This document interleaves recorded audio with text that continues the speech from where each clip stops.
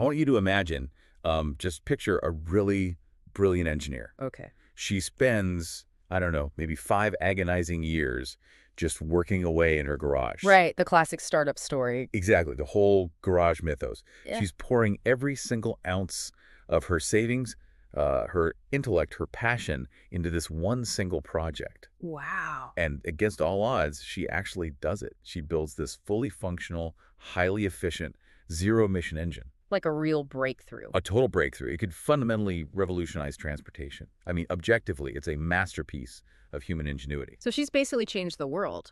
Well, you'd think so, right? Yeah. But now fast forward 10 years, that exact same engineer is completely bankrupt. Oh, wow. Yeah, she's working some, middle management job she absolutely despises, and that miraculous engine is just gathering dust under a tarp in some rented storage unit. That's incredibly tragic. But honestly, it's also incredibly common. Right. And the question is why? Why does that happen? Because the harsh reality of our world, the thing nobody really wants to admit, is that the world does not run on good ideas alone. It really doesn't. It runs on the ability to convince other people to actually care about those ideas. You have to get them to care enough to part with their time or their energy or their capital. And that right there is the great unspoken bottleneck of human progress. I mean, culturally, we really romance the solitary genius. We love it, the whole light bulb moment. Exactly. We love the myth of the sudden stroke of inspiration. But the reality is a light bulb moment without a power source is just a fragile piece of glass. The fragile piece of glass, yeah. That's a great way to put it. And the power source is human support. And gaining that support, well, that requires a very specific and I would say often highly misunderstood skill set. Which brings us perfectly to the core of what we are doing today.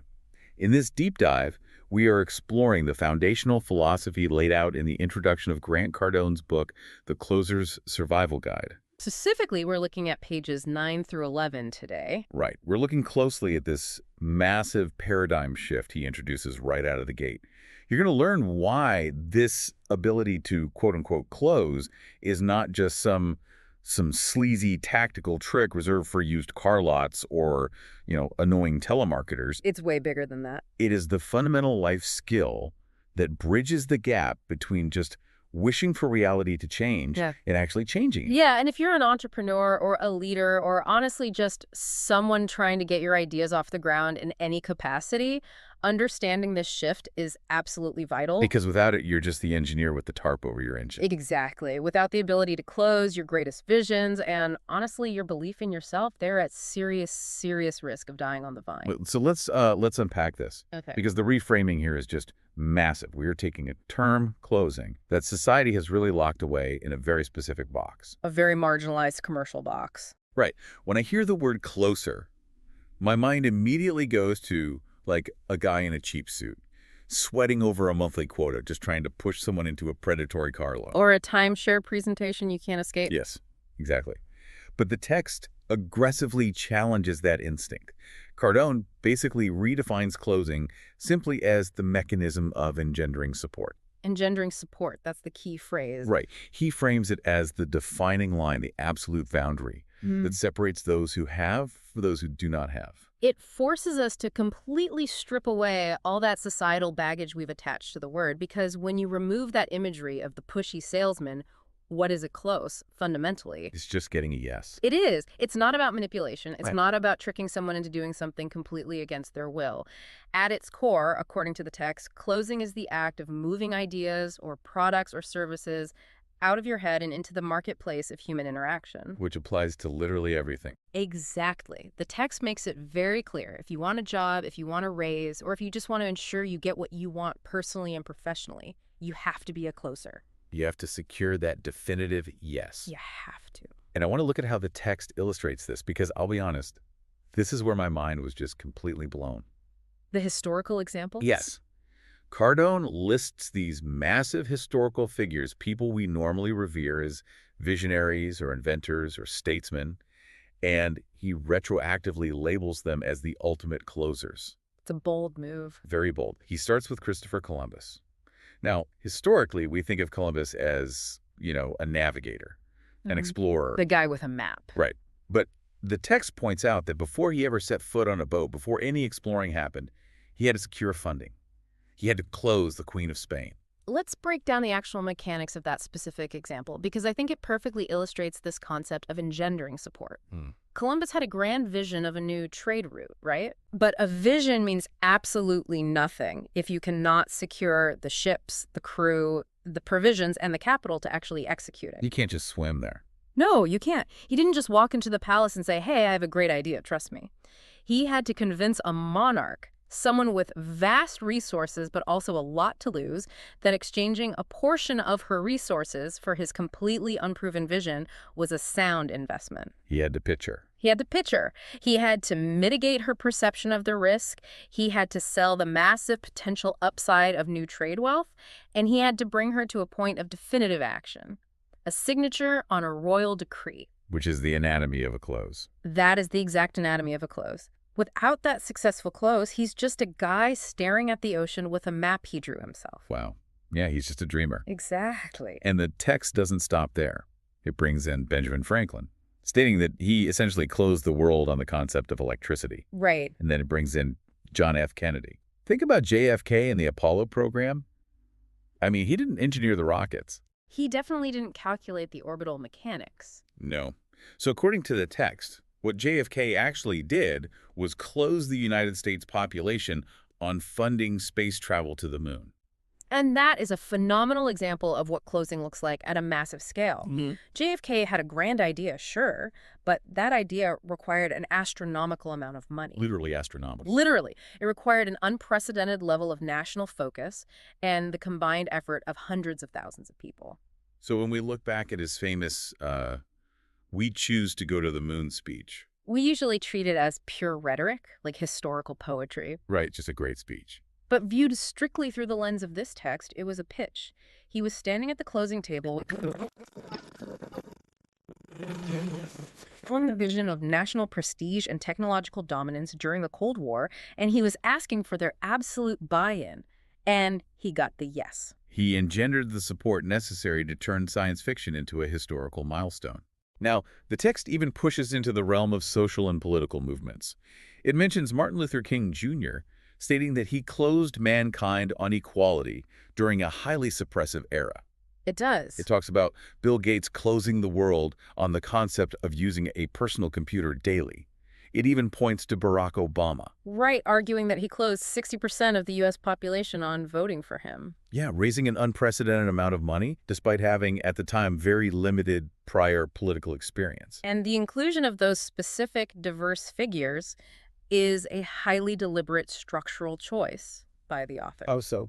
Well, Cardone is trying to show us that whether we are talking about a technological revolution, a presidential campaign, or a massive social movement, the underlying mechanism of success is absolutely identical. You have to get people to support you. You have to get people to say yes and commit their resources or energy. Okay, but let me pause you right there because I really had to push back on this part of the text. Sure, go for it.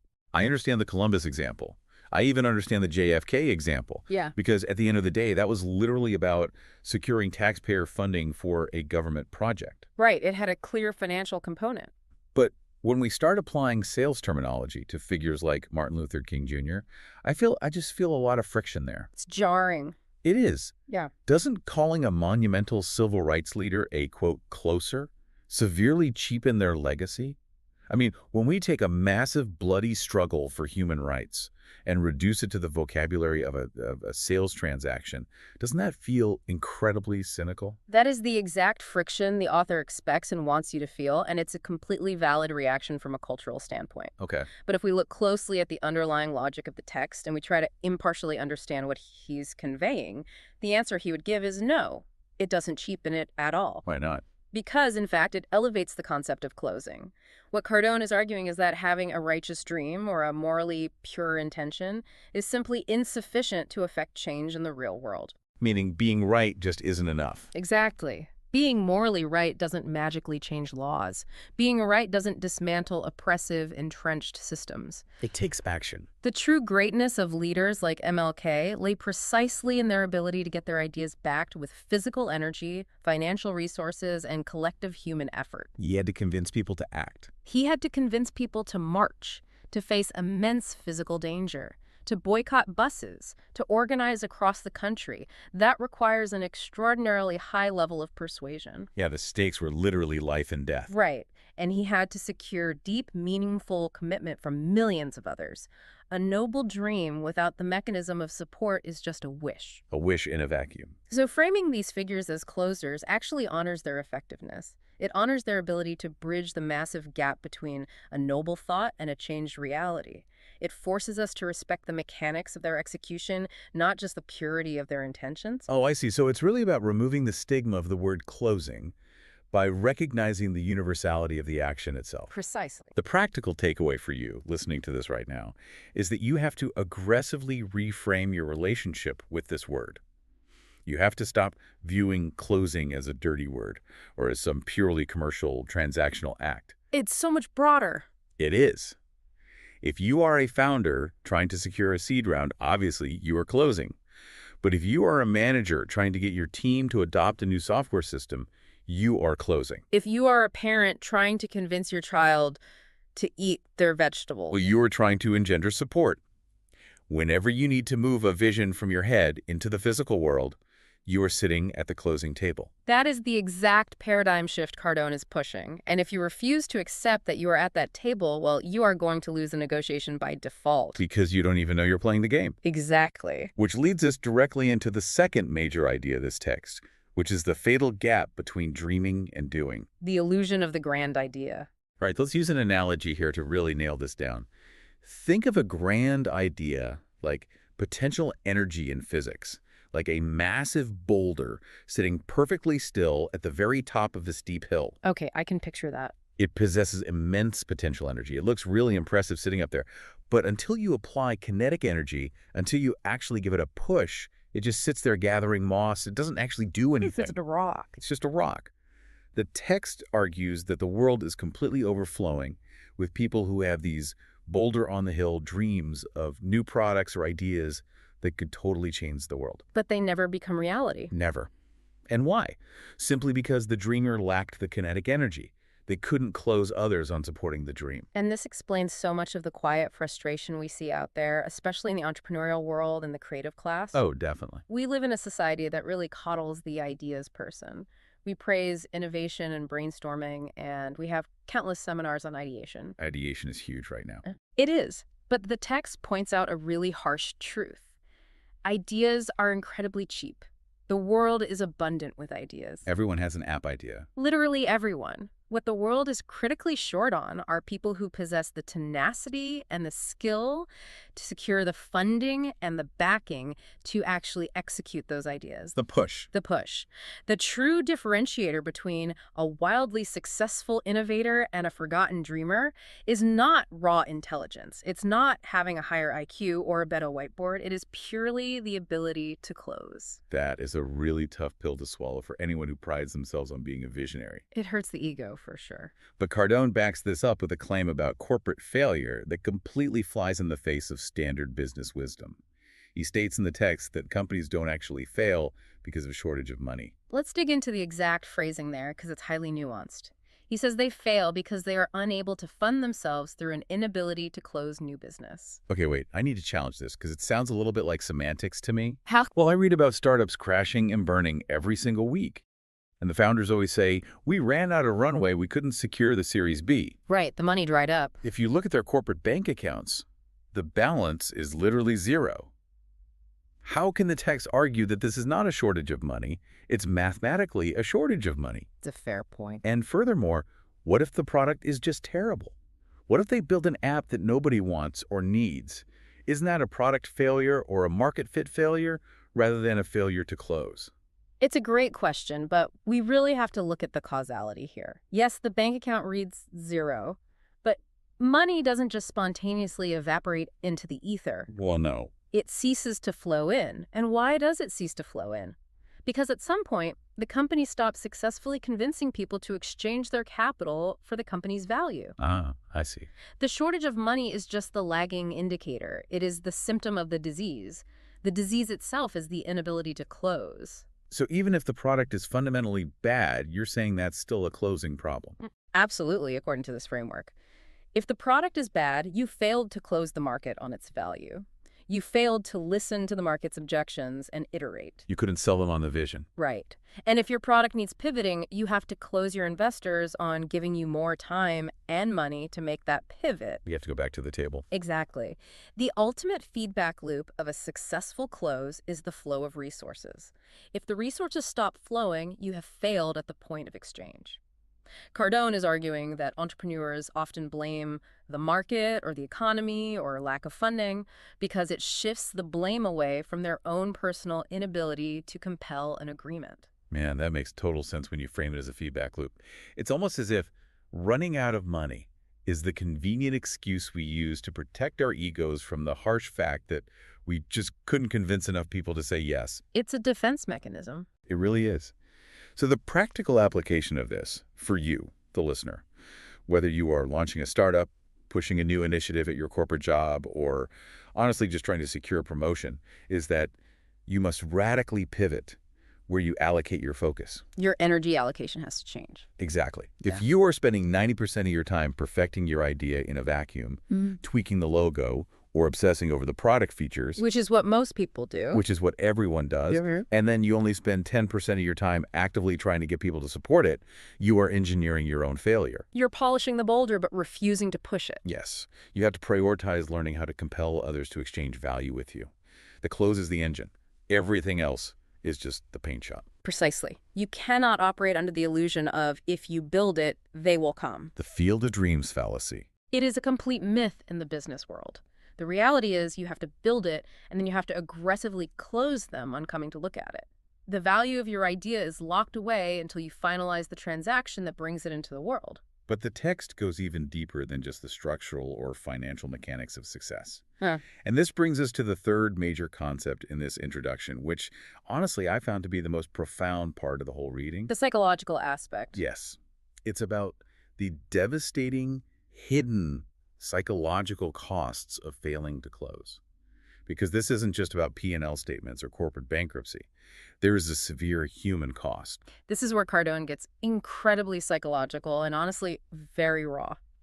He highlights that the inability to get a deal done doesn't just cost you a commission check or a business contract. It's not just a lost sale. No, it actively, aggressively depletes an individual's core belief and self-confidence. Let's explain the causality of that, because it's fascinating to me.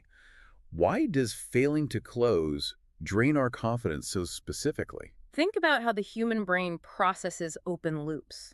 When you pitch an idea, you are creating an open loop of vulnerability. You are stepping out and saying, here's my value, do you accept it? You're putting yourself on the line. Exactly. If you repeatedly fail to secure that support, your brain doesn't just log it as a lost business deal.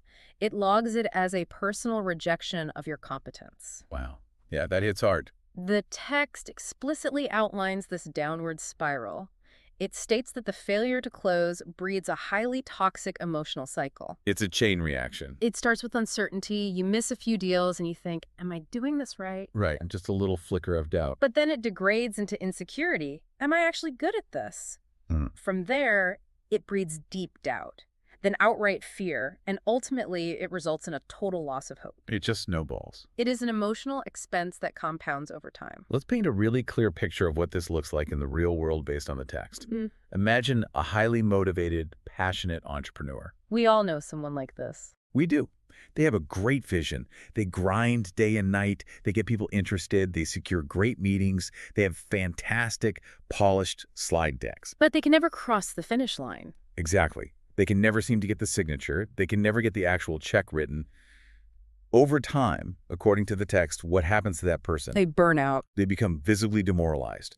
Their entire locus of attention gets permanently stuck on their losses and their failures rather than on the competence and the momentum that comes from winning.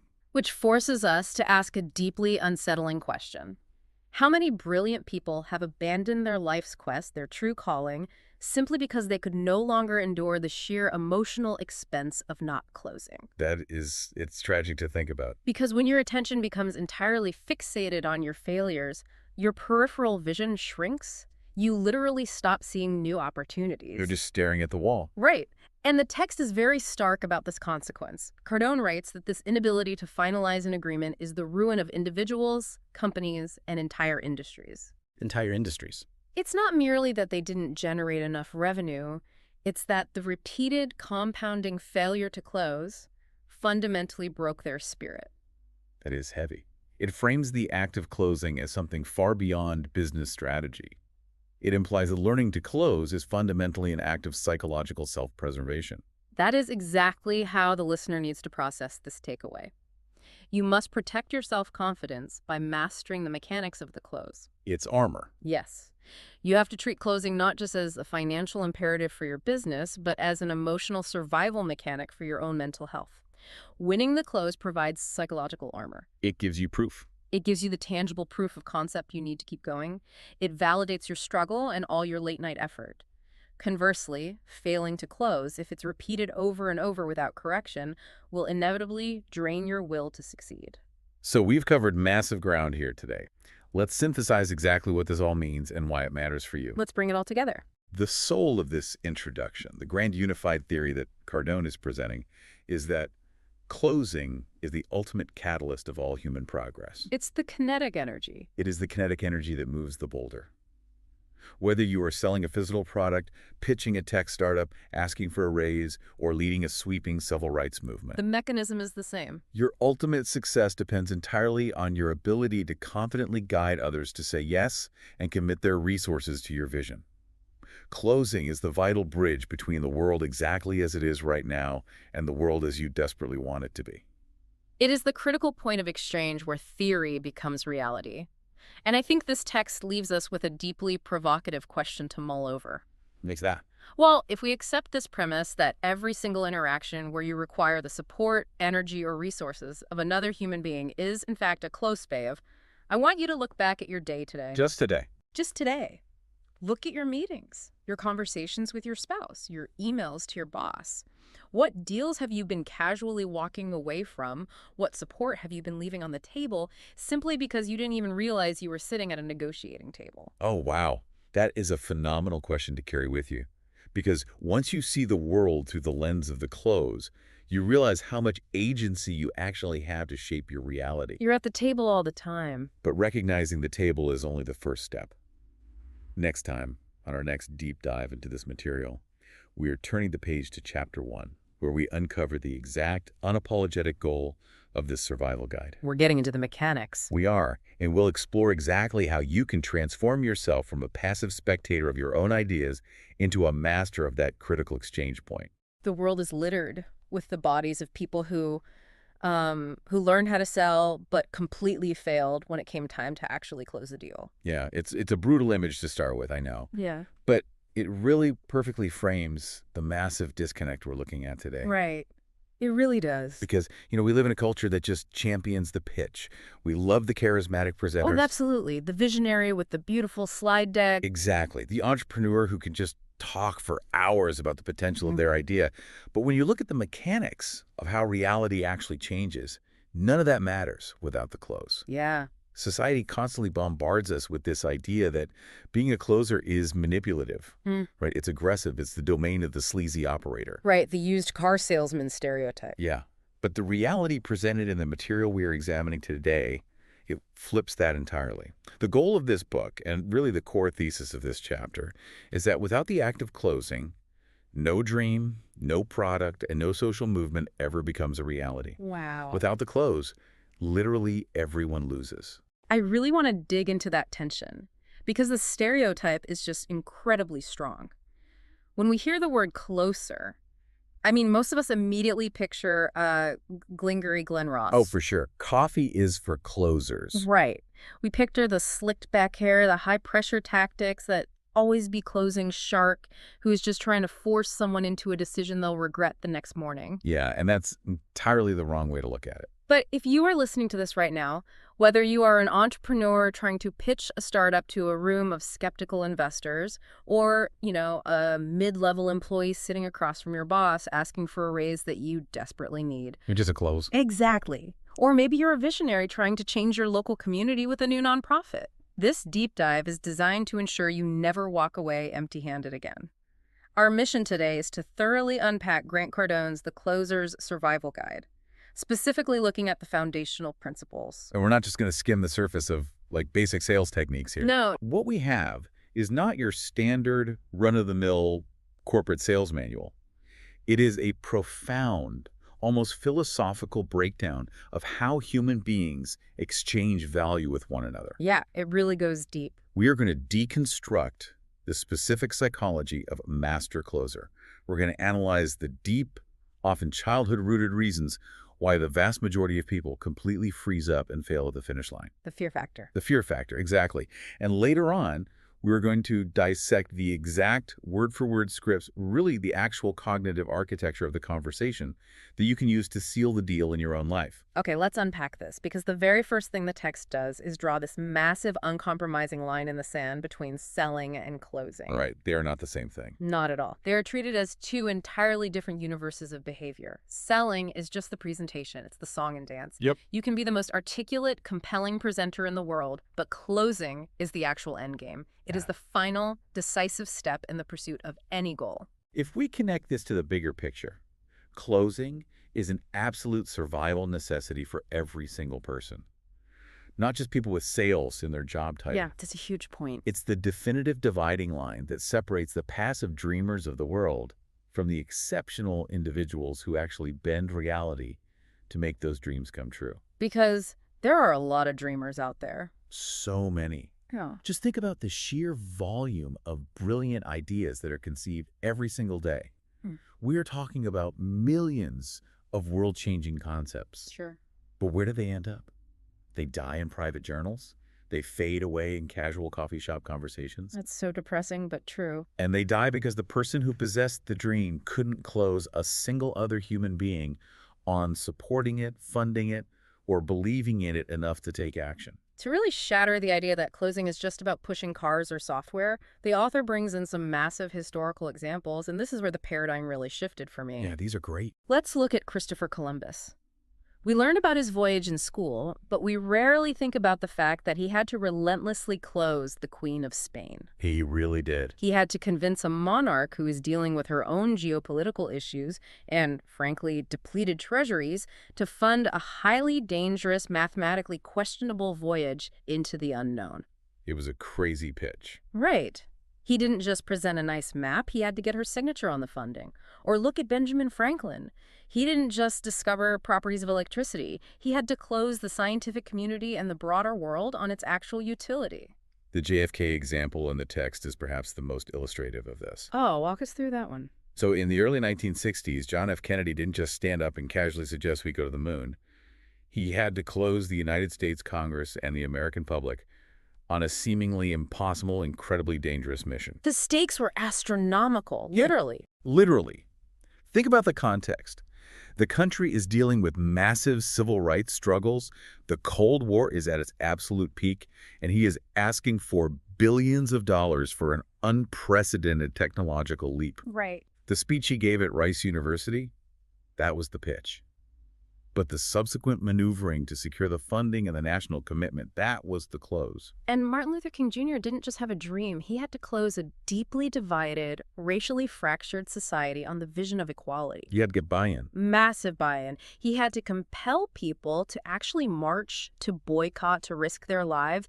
That requires an incredible transfer of conviction. Yeah, it does. Even moving into the tech world, Bill Gates didn't just write code. I mean, there were plenty of brilliant programmers in the 70s and 80s. A lot of them. Gates changed the world because he closed the massive hardware manufacturers, like IBM, on the absolute necessity of licensing his operating system. The underlying thesis the author is presenting here is that we have completely handicapped ourselves by putting closing in this tiny, slightly embarrassing box. We really have. When you zoom out and look at the broad sweep of human history, the individuals who actually move the needle of humanity are the ones who possess the psychological fortitude to persuade others to take actionable, concrete steps toward a shared vision. They didn't just get a round of applause for a nice speech. Exactly. They got an agreement. They got the close. Now, there is another very specific example in the text regarding politics, and it focuses on Barack Obama. The author points out that during his initial presidential run, Obama managed to close roughly 60% of the U.S. population on voting for him. Yeah, it's a huge number. Now, I want to pause here and address you, the listener, directly. We are absolutely not taking any sides here. We are not endorsing any political viewpoint, left or right. We are simply reporting the content provided in the source material impartially. Right. It's just a case study. Exactly.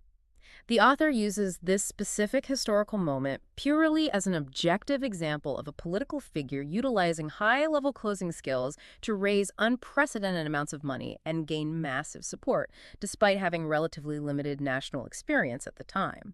It's really a study in the mechanics of mass persuasion. And those mechanics are universally applicable, regardless of the field.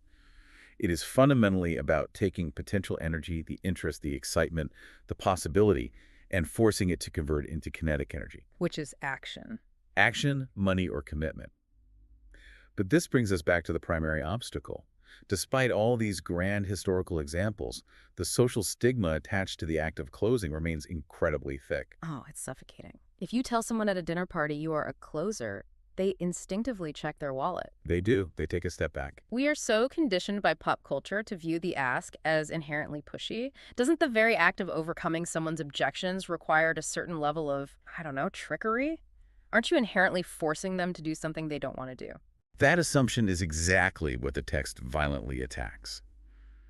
The author argues that true closing, when executed by a professional, is an ethical, mutually beneficial agreement where everyone wins. Everyone wins. Yes. In fact, the paradigm is completely inverted here. It is the failure to close that is actually destructive. Okay, unpack that. How is not closing destructive? Let's trace the real-world consequences of a failed close. When a deal doesn't close, it causes a ripple effect of lost hope.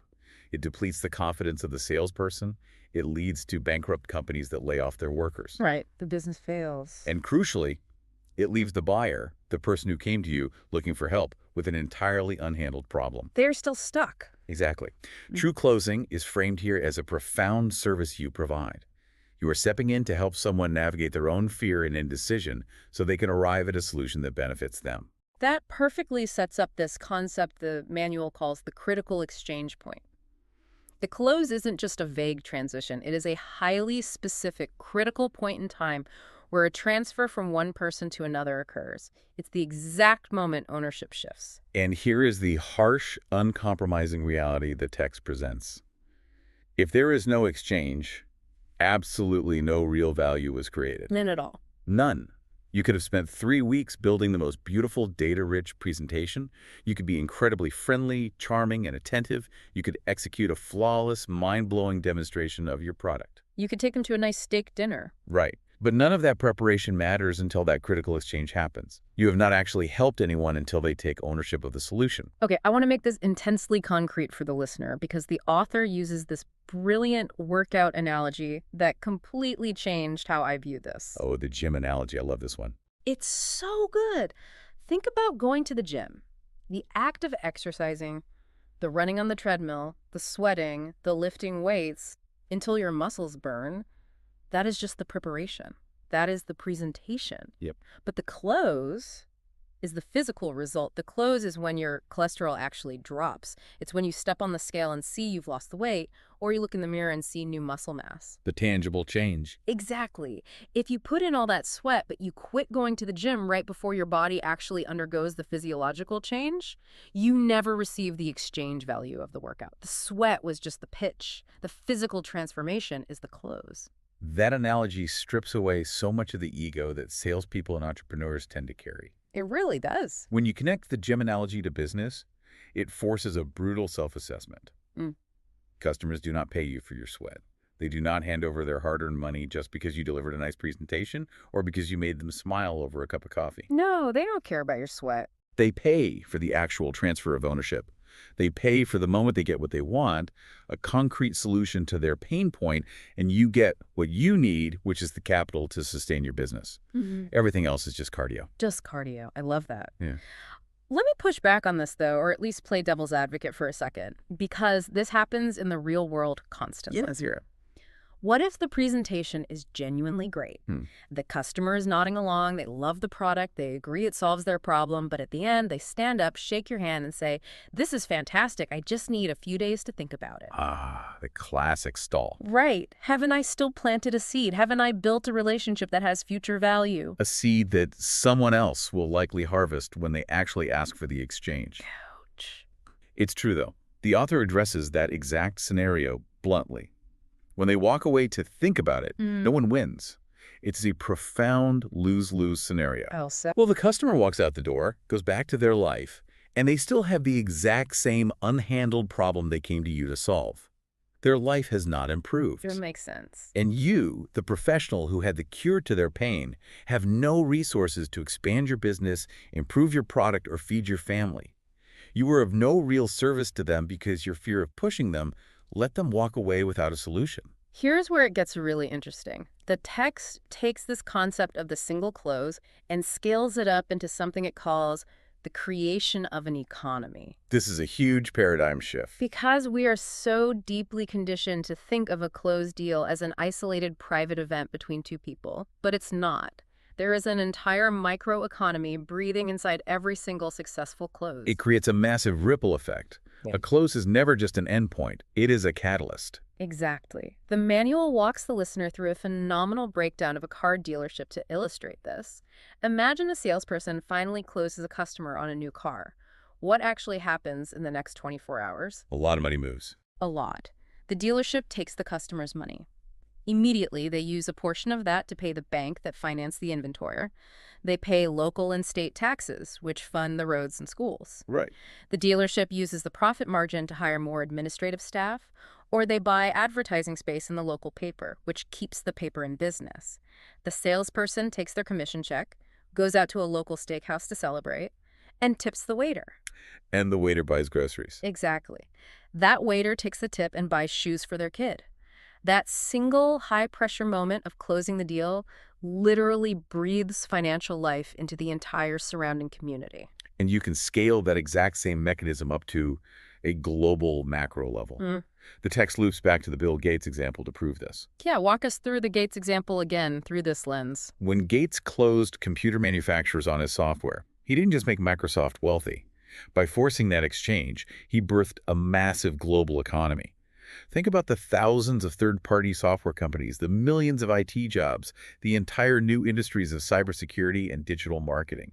None of that exists without the initial close. None of it. It only exists because he had the ability to close that initial exchange. The fundamental, unavoidable argument here is that the economy you currently live in, the stability of your life, is entirely determined by your ability to close others. That is heavy. It is. Because if you cannot close, you are living completely at the mercy of the economy created by those who can. Which brings us to a vital foundational concept for the listener to grasp if they want to create their own economy. And that is the winner's exchange. Crucial concept. Because if you are going to close people aggressively, you cannot leave a trail of resentful buyers. In order to create an economy that actually sustains itself and generates referrals, the buyer must walk away deeply, feeling that they received significantly more value than they gave up. It has to be a definitive win for them. It has to be. Yes, and this is where the text performs a brilliant analysis on the psychology of price. Because the immediate amateur assumption most people make is, oh, if I need the buyer to feel like a winner, I just need to slash my prices. I need to offer the lowest price in town. Right. A race to the bottom. Exactly. But the author argues forcefully that a lower price is rarely, if ever, the true winner's exchange. Price is almost always a smokescreen for value. I love the stark contrast the text uses to explain this. Walmart versus Zappos. Oh, this is a perfect illustration. Let's look at Walmart. Their entire multi-billion-dollar business model is built on one promise: low prices. But to get that aggressively low price, the consumer makes massive sacrifices. Huge sacrifices. You sacrifice customer service, you navigate massive parking lots, you wait in long, understaffed checkout lines, and you might wander the aisles for 20 minutes without finding an employee to help you. It can be a nightmare. Right. Now, for some people on a strict budget, saving those few dollars makes all that friction worth it. That is a winner's exchange for them. But for millions of others, it's an exhausting, miserable experience. Now contrast that entirely with Zappos, the online shoe retailer that revolutionized e-commerce. Zappos does not compete on having the absolute lowest price on a pair of sneakers. No, they're usually full price. In fact, you can almost always find the shoes cheaper somewhere else. So how did they build a billion-dollar company? How did they do it? They offered free shipping and, crucially, an unconditional, no questions asked, free return shipping policy. Taking away the risk. By doing that, they completely removed the anxiety and the inherent risk of buying shoes online that might not fit. That removal of fear is their winner's exchange. It was never about the price. It was about the emotional security of knowing you couldn't make a mistake. That raises such a critical question for you listening right now. Look at your own pitch, your own product, or how you position yourself at work. Are you lazily relying on the myth of price? Most people are. Are you just trying to be the cheapest option or the employee who will work the longest hours for the least pay? Or are you actually serving your customers, your boss, your investors to uncover what really makes them feel like a winner? You have to know what they actually want. The text uses this fantastic analogy about flights to drive this home. Imagine you live in Minneapolis. It's the dead of winter, it's freezing, and you desperately want to fly to Phoenix to see your family and sit in the sun. Sounds amazing right now. Right. You call a travel agent and they say, "Great news, I found a flight to Philadelphia for a quarter of the price of the Phoenix ticket." Do you change your plans and go to Philly? Of course not. A cheap ticket to the wrong destination holds zero value. Exactly. I want to go to Phoenix. The cheap ticket to Philly doesn't solve my core problem, which is that I am freezing and I miss my family. The price is completely irrelevant if it's the wrong destination. Precisely. If you are selling a ticket to Philly, no amount of aggressive price dropping, no amount of discounts will ever close the person who fundamentally needs the warmth of Phoenix. You have to uncover what they actually value and deliver that. So how does one actually get good at this? How do you transition from being a presenter to someone who consistently, predictably creates this winner's exchange? Well, the manual dives into this in a section focusing on how ability determines stability. And the author shares this highly revealing, somewhat tragic personal story from his early days in sales to illustrate this. Yeah, the story of the king. Let's talk about the king. So the author enters the industry and meets a veteran salesman who everyone calls the king. This guy had been at the company for 12 years. He was the undisputed top dog, the guy everyone looked up to. The alpha of the sales floor. Right. But the author, watching him closely, notices something terrifying. The king still couldn't predict his own income. That's a huge red flag. He had wild, chaotic fluctuations in his paycheck. One month he was flush with cash, the next he was struggling. And whenever he had a bad month, he immediately blamed external factors. Oh, it's always the economy. It was the economy, it was bad management, the leads were weak, the customers were cheap. He never took responsibility. What's fascinating here is the author's diagnosis of exactly why the king was so incredibly unstable, despite having over a decade of experience. It boils down to a concept called reactive learning. Reactive learning. This is the default setting for most people in the world. It's the proverbial school of hard knocks.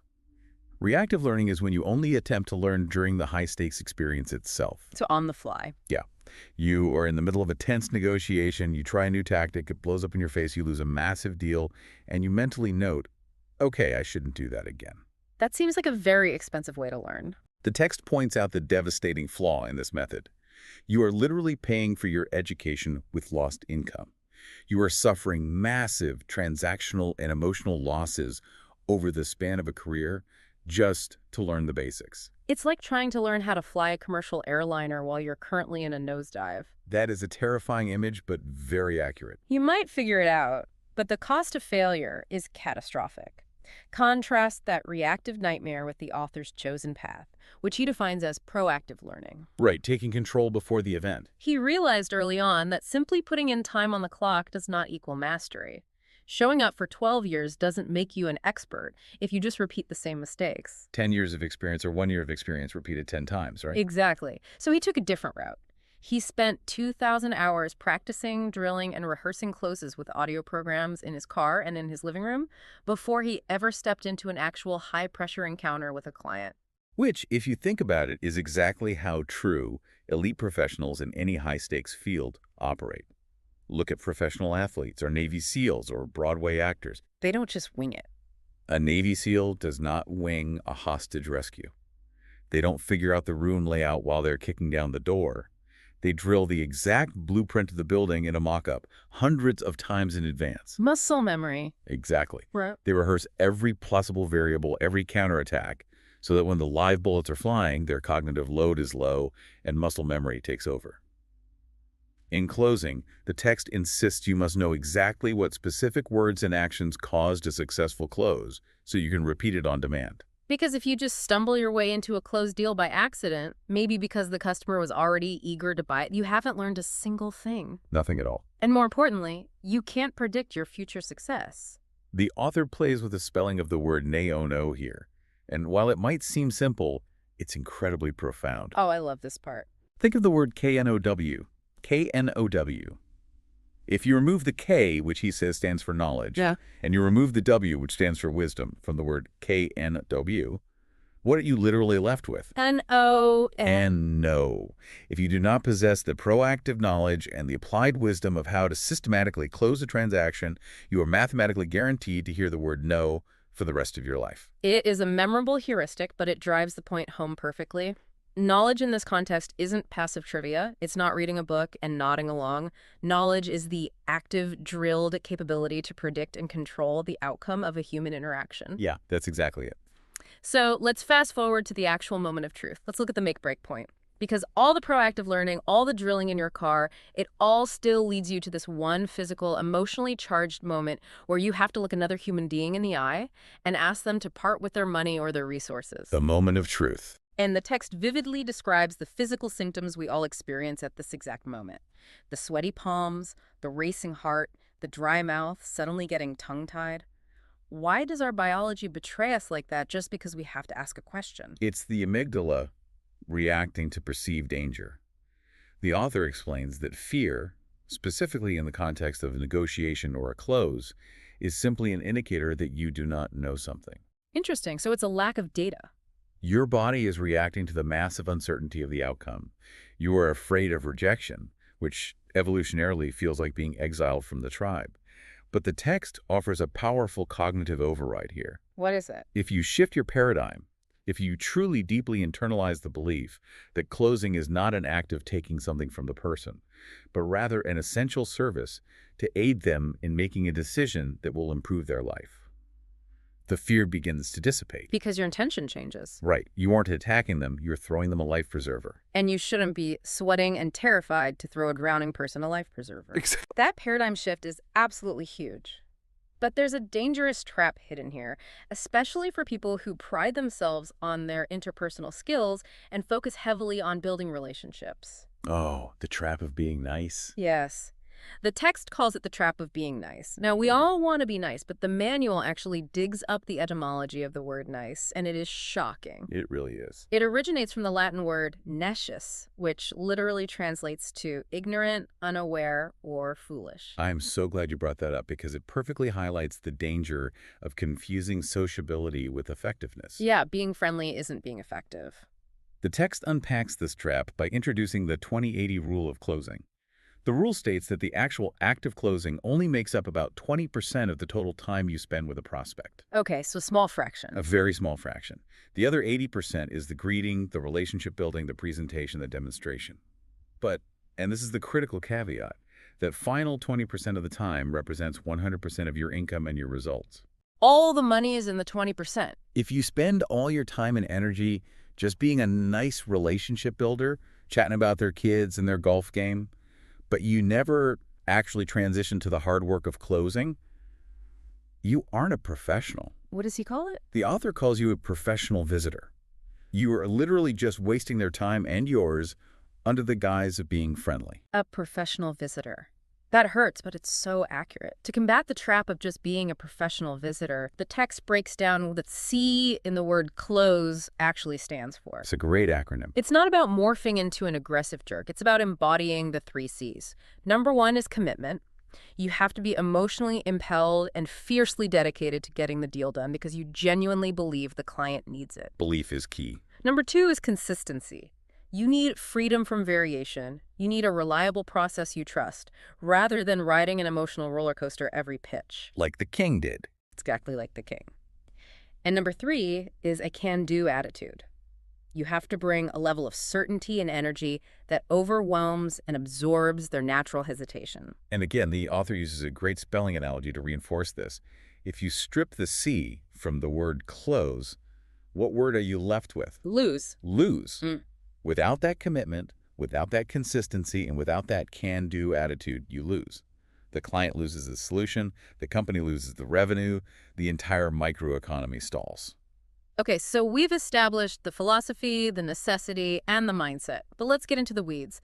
Why do intelligent, articulate people actually fail at the moment of truth? This is where it gets highly tactical. The manual dedicates a significant portion to systematically breaking down the core psychological reasons people fail to close.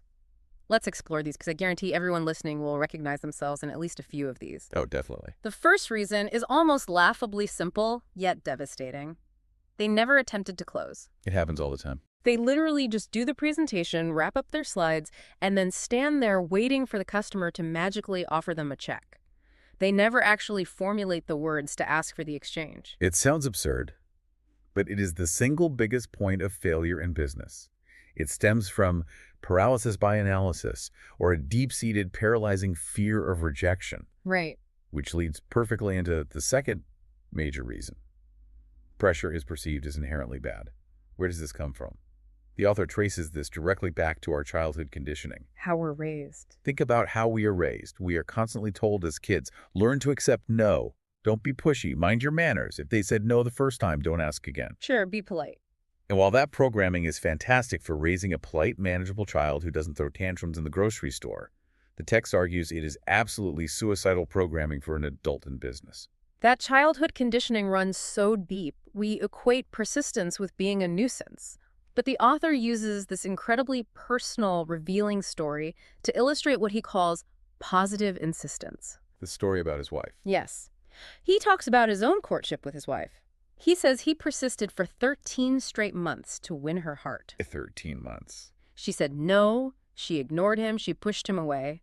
But he didn't just passively accept the first no and walk away to protect his ego. He was insistent. He was completely committed. Because he believed in the outcome. Right. He viewed his relentless persistence not as harassment, but as a definitive demonstration of his immense value and his certainty that they belong together. And the lesson he extracts from that is profound. If you truly believe in your product or your idea or yourself, pushing through a prospect's initial resistance isn't rude. It is proof of your conviction. And that level of conviction is required to overcome the third major reason closers fail, which is an unwillingness to deal with human emotions. People get emotional when money is involved. Very emotional. When people are forced to make a significant decision, especially when involving parting with their money or committing to a long-term contract, it's stressful. They stall, they get frustrated, they complain, they might even raise their voice or act irrationally. Yeah, they panic. Most amateur closers are terrified of this conflict, so they run away from the discomfort, they retreat. But the text uses one of the most brilliant analogies in the entire book right here, the crying baby. I love this one. Walk us through it. Imagine a parent holding a baby. Suddenly, the baby starts screaming at the top of its lungs. What does a healthy, rational parent do? They don't scream back. Exactly. They don't start screaming back. Yeah. They don't match the baby's emotional outbursts. They don't take it personally. They remain calm. They stabilize their own emotions, and they systematically figure out the logical root of the problem. Are they hungry? Do they need a nap? Is it a diaper change? Yeah. They handle the physical reality of the situation. The text insists you must treat a prospect's emotional outbursts during a close with the exact same logical detachment. That is so helpful. When they panic about the price and get upset, do not match their emotion. Do not get defensive. Stay completely calm, identify the real objection beneath the emotion, and handle it logically. When a baby cries, the parent doesn't cry back. That is such a vivid, stabilizing rule to live by in any high-stakes negotiation. Okay, moving to the fourth reason. Lack of belief. This one is foundational. The manual has this brutal, unforgiving catchphrase for this dynamic: close or be closed. It posits that in every single human interaction, a sale is taking place. It's inescapable. Either you are successfully closing them on your solution, or they are successfully closing you on their excuse for why they can't act.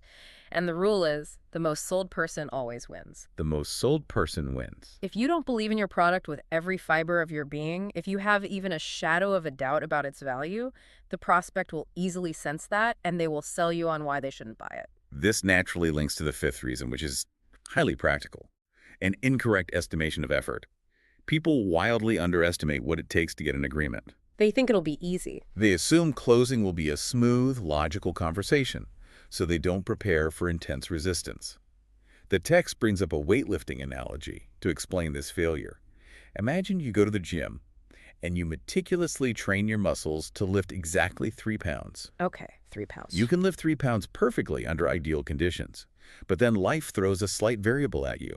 Maybe you didn't sleep well, or the angle of the lift is slightly weird, or there's a distraction. Right. Because you only train for exactly the required weight, that tiny variable causes you to fail the 3-pound lift. The lesson: you have to train for 30 pounds. Train for 30 pounds. You must over-prepare.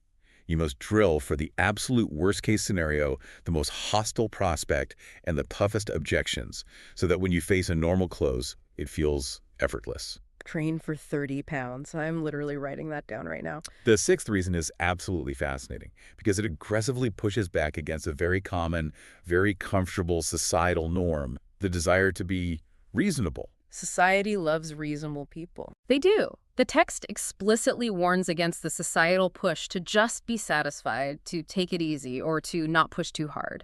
The author argues that this desire to appear reasonable destroys urgency, and a lack of urgency is fatal to a close. It kills the momentum. He tells this revealing story about a simple $30 book sale. Someone approached him, wanted to buy his book, and asked if he could just mail it to them and they would send a check later. His own sister was standing there and told him, "Just be reasonable, let them do it, it's only $30. But he refused. Exactly. He completely refused to be reasonable. He insisted on getting the payment right then and there, closing the deal on the spot, and he explains to the reader that it wasn't about the $30. $30 wasn't going to change his life. No, it was about the principle. It was about preserving the absolute discipline of urgency. If you allow yourself to get sloppy, casual, and reasonable with the small deals, you are training your brain to be sloppy and reasonable when a $3 million deal is on the line. It's a psychological muscle you have to constantly obsessively flex. And to fuel that kind of relentless urgency, we hit the seventh reason people fail: no financial plan. Okay, what does he mean by that? The author explains that if you are working a job just to pay your basic bills, just to cover rent and groceries, that goal does not provide anywhere near enough internal motivation to push through the intense psychological discomfort of closing a difficult client. Right, because survival is a low bar. Exactly. If your only goal is survival, you will subconsciously quit as soon as the negotiation gets tough because your brain says, well, we have enough to survive, this stress isn't worth it. You need a massive, purpose-driven financial freedom plan. You need a why that is exponentially bigger than your current comfort zone. And finally, the eighth reason, which is a massive, incredibly common tactical error: handling complaints as objections. Oh, this ruins so many deals. The manual drops a hard, unbreakable rule here. Treat all negative feedback as a complaint until it is further validated as a real objection. This distinction is crucial. Can you explain the difference for the listener? Absolutely. Let's say you present the price, and the customer immediately flinches and says, "Wow, the price is too high." A very common reaction. Right. Most amateur salespeople immediately panic. They treat that as a concrete objection. They start defending the value. Or worse, they immediately start offering discounts and negotiating against themselves. They drop the price. But the text says, wait a minute, that might not be an objection at all. It might just be a reflexive complaint. It's just a human reaction to spending money. Nobody likes spending money. Exactly. The proper response is to simply acknowledge it without validating it. You look them in the eye and say, I agree, it's a lot of money, sign right here, and you keep moving. Do not turn a passing, reflexive complaint into a massive roadblock by validating it and turning it into a debate. That distinction alone can save a negotiation from spiraling. It prevents you from creating obstacles that didn't actually exist in the buyer's mind. So we've diagnosed the failures. We know why people crash and burn. Now, what does this all mean in actual daily practice? Application. Yes, the manual doesn't just give you the theory and leave you to figure it out. It heavily arms you. The text states that great closers are not just naturally gifted talkers, they possess an arsenal of memorized, highly structured scripts. The proactive learning we talked about. Let's actually open the vault, look at some of the specific closes provided in the manual, and break down exactly why they work. This is where the concept of proactive learning really shines. Because we aren't just going to read them. We need to analyze the underlying psychology behind these specific scripts, explaining exactly how they subtly but powerfully shift the buyer's entire mindset. Okay, let's start with an absolute classic. You finish the pitch, and the prospect gives you the most common stall in the world. I need to think about it. Everyone hears this one. The manual provides a script called the Think About It Close Eye. The script goes exactly like this. Thought is instantaneous. Think of an elephant. Did you get it? You see, thought is immediate. What you need to do now is make a decision. Yes or no, I'm fine with either one. Which is it? So direct. Now, my first reaction is that this feels incredibly confrontational. Does this actually work? It feels confrontational because it is remarkably direct, but it is not hostile. What's fascinating here is that it completely short-circuits the buyer's cognitive stall. How so? You have to understand that I need to think about it is almost never true. They aren't going to go home and intensely ponder your product for 48 hours. No, they'll probably forget about it. Right.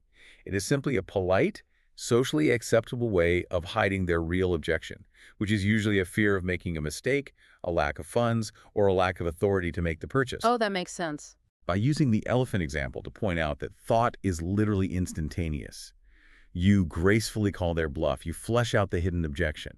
You're essentially saying, we both know you don't need to think about it. You are just afraid to say yes or no. Let's deal with the real issue. It forces them out of the polite stall and into an actual honest conversation. That is incredibly powerful. Let's look at the next one. The rash decision close. Another great one. The prospect is getting cold feet and says, look, I like it, but I just don't want to make a rash decision today. The script instructs you to respond, I agree, and saying yes right now could never be considered a rash or snap decision. You have needed this product for years now. At this point, it is not only not a rash decision, but absolutely the most reasonable, logical, and frankly, the only thing you can do. This is a beautiful piece of cognitive reframing. Listen to the psychology here. Yeah, break that down for me. The buyer is feeling anxiety because they feel like the timeline is moving too fast. They feel like they are jumping off a cliff today. What the closer does with this script is reframe the entire timeline of the decision. By looking backwards. Yes. They stretch the timeline backwards, reminding the buyer that the underlying problem, the pain point they are trying to solve, has existed for a long time. By doing this, suddenly, buying today isn't a hasty, impulsive jump. It is the long overdue culmination of years of need. It changes the whole perspective. It perfectly aligns the purchase with the buyer's desire to view themselves as a logical, reasonable person finally taking care of an old problem. Let's keep going. Then there is the either way close. The prospect is hesitating, and the script is, I understand, but either way you make a decision today. You will either make a decision to continue with the problem you have, or make a decision to get the solution you deserve. Either way you spend money, either way you have an obligation, and either way you make a decision. I love the absolute brilliance of this one. It completely shatters the illusion that doing nothing is a safe space. Exactly. This attacks a psychological phenomenon known as the status quo bias. Human beings naturally believe that by not acting, by not buying, they are playing it safe. They think they are avoiding a decision and therefore avoiding risk. Right. If I do nothing, I'm safe. But this close destroys that illusion by making the hidden cost of inaction glaringly visible. It tells the buyer, you are already bleeding. You are spending time, money, or emotional energy on the problem, regardless of what you do today. You're paying anyway. Since you are paying either way, you might as well pay for the cure instead of continuing to pay for the disease. Next, let's look at the do the right thing close. The script says, I want you to do the right thing as I trust that you are a person who prides himself on always doing the right thing. You have built a life of right actions and decisions. If this purchase doesn't fit under right things, then don't do it, but I don't believe that is the case. Let's do this if you think it's the right thing. This one is intense. Now, let me push back here. Isn't this bordering on manipulative? You are essentially backing them into a moral corner and weaponizing their own identity against them just to get a sale. It's a fair challenge, and it's why the ethical foundation we discussed earlier is so critical. If you are selling them something harmful, yes, it's manipulative, Mm, But if you truly believe your products will help them, this is a deeply effective psychological tool. because it appeals to their ego. It appeals directly to the buyer's identity. Human beings desperately want to view themselves as ethical, smart, decisive people. By verbally tying the purchase to their identity as someone who does the right thing, you are elevating the transaction. It's more than just money now. It is no longer a mere exchange of cash for goods. It becomes an affirmation of their character. If they say no after that, they are subtly, internally admitting they aren't doing the right thing for their family or their business. It leverages their own positive self-image to overcome their temporary financial fear. Finally, let's hit the budget close too. The prospect gives the ultimate roadblock. It's simply not in the budget. The dreaded budget objection. The script responds. And sir, you can probably say that about your credit card bills, your car payments, your insurance, your taxes, your groceries. They are all more than you want them to be, but you still pay them every month. I need your okay here. Notice how this script perfectly loops back to the rule we discussed earlier, treating an objection as a mere complaint. Oh, I see it now. The closer does not shrink, they do not offer a payment plan, and they do not apologize for the price. They're basically saying, yes, things cost money, and we all wish life was cheaper. Welcome to adulthood. It's so bold. It elegantly discounts the objection by normalizing it. It takes the cost of your product and places it squarely in the exact same inevitable category as taxes, insurance, and groceries. The subtext is, you pay for those things because they are necessary, regardless of how you feel about the price tag. My product is just as necessary. Sign here. So, as a listener, how do you actually apply this arsenal? You can't just listen to this deep dive once, nod your head, and suddenly become a master closer.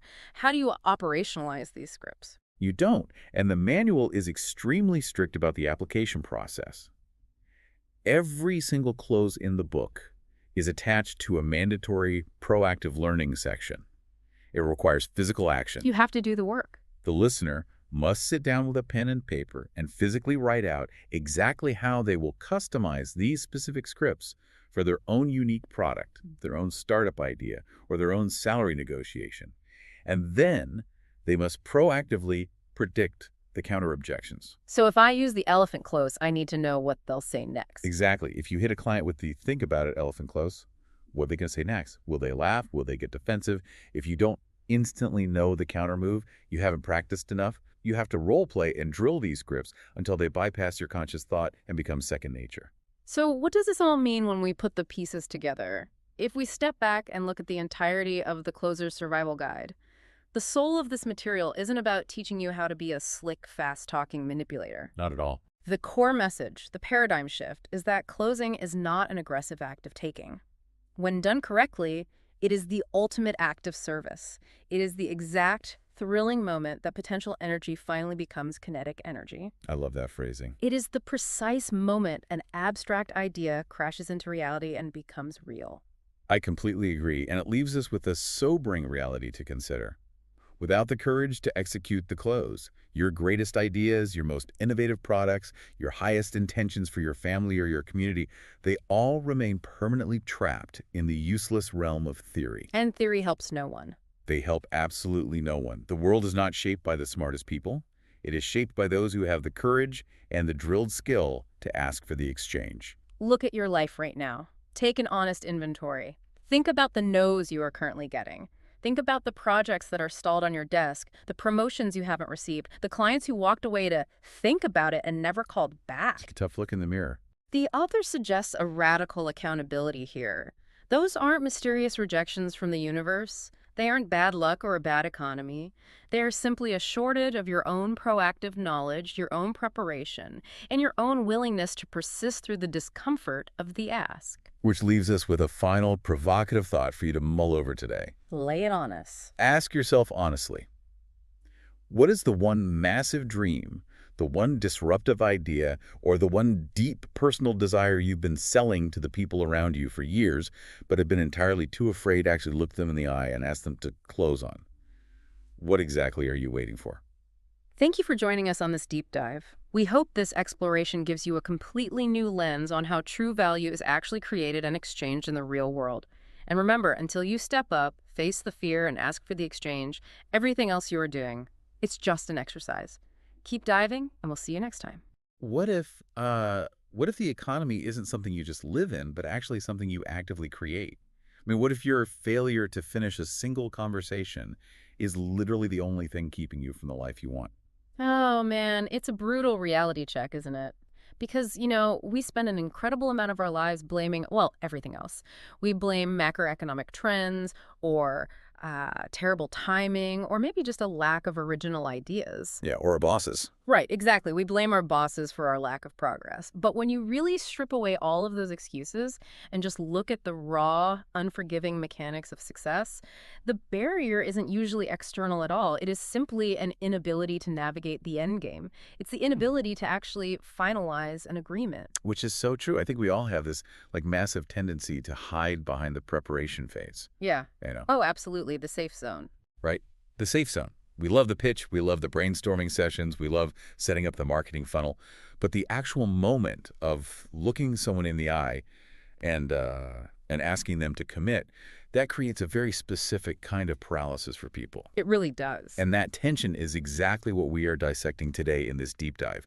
We're going to be focusing on the core philosophies of this chapter. The end game is the close. And we'll be getting into the dynamics of something called the winner's exchange.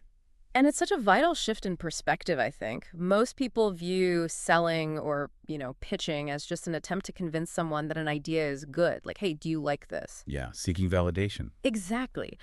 But this material argues that we need to completely move away from merely selling a product or an idea and shift our entire psychological framework toward actively securing the resources required to make those ideas a reality. Because without that, Right. Without that final step, the close-all of that brilliant preparation is completely theoretical. It exists only in your head. it's just a hobby at that point. So we're moving from theory to reality today. And to do that, the source text takes aim at one of the oldest, I mean, probably the most repeated idioms in business, which is money makes the world go round. Which is such a classic phrase. Right. But the author basically says we've been getting this entirely wrong for generations. Completely wrong. And it's a fascinating correction because, we just accept that phrase as gospel, right? We hear it all the time. But the text argues that money by itself is totally inert. It's just paper. It's just paper or, digital numbers on a screen. Money doesn't spontaneously move or create anything on its own. It requires a catalyst. And the argument here is that the close is actually what makes it possible for money to go around the world. Wow, okay, yeah. Because without the critical exchange point where an agreement is finalized, no value actually changes hands. You just have like two people staring at each other, tightly holding on to their respective resources. I'm trying to visualize this, and it's almost like, okay, think of the flow of resources or money like a river, right? Okay, I like that. All of your marketing efforts, your beautiful slide decks, your networking events, your perfectly crafted emails, all of that is just you digging a riverbed. You are doing a tremendous amount of manual labor just to create a path for the water. Right, moving the dirt around. Exactly, moving the dirt. But the close is the dam. It's the physical structure that actually captures the hydroelectric power. Oh, I'd actually take it a step further if we're using that analogy. Okay, yeah, go for it. Because an unclosed deal isn't just harmless water flowing by you in this riverbed you dug. It's a flood that eventually erodes your own resources. Oh, wow. Yeah. Because think about it, you've spent all that energy, time, and, capital digging the riverbed. If you don't build the dam to actually capture the energy, you haven't just missed an opportunity. You've actively depleted yourself for literally nothing. The power generation, like the actual return on your investment, only happens at the exact point of agreement. That makes the hesitation to close even more self-destructive, really. Yeah. If you do all the prep work and then shy away from asking for the commitment, you're essentially doing free landscaping for the rest of the economy. Yes, free landscaping. I love that. You are leaving all that potential energy on the table for someone else who's actually willing to ask for it. Precisely. And this is exactly why the source material frames this as the literal creation of your personal economy. It emphasizes that if you want to get anything done in this world, you will inevitably have to close others on your vision. Unavoidable. Totally unavoidable. And the text provides a very stark binary here. It says, you are either taking total responsibility for creating your own economic future by closing others on your ideas, or, and this is the kicker, you are living as the effect of an economy created by people who closed you. Okay, wait. Let's pause on that for a second because, living as the effect of an economy created by people who closed you. I read that in the source, and my initial reaction was, I don't know, a bit defensive. Yeah, it hits hard. It does. Because isn't being an employee, for example, just safely participating in an existing economy? Like, do you, the listener, really need to view it as being subjected to someone else's close? Well, it's not necessarily about being subjected to something malicious. It's not about being a victim. It's rather about recognizing where the foundational power actually lies. Let's look at the example the text brings up. Bill Gates. Okay. When Gates started out, he didn't just write a really good piece of code in a vacuum and then, sit back and hope the world somehow organically decided to use it. No, he had to hustle. Right. He had to close major corporations like IBM on actually using his operating system. He had to secure the agreement. Exactly. And by securing that agreement, by executing that specific close, he didn't just make a software sale. He sparked an entire sprawling economic ecosystem. Because he closed that deal, thousands of employees eventually had jobs. Oh, I see what you mean, the ripple effect. Huge ripple effect. Investors made massive returns. Cities collected tax revenue to build schools and roads. Entire secondary industries of software and hardware developers just sprang into existence. None of that happens because the code was elegant. Right. It happened because the agreement was finalized. Gates created an economy.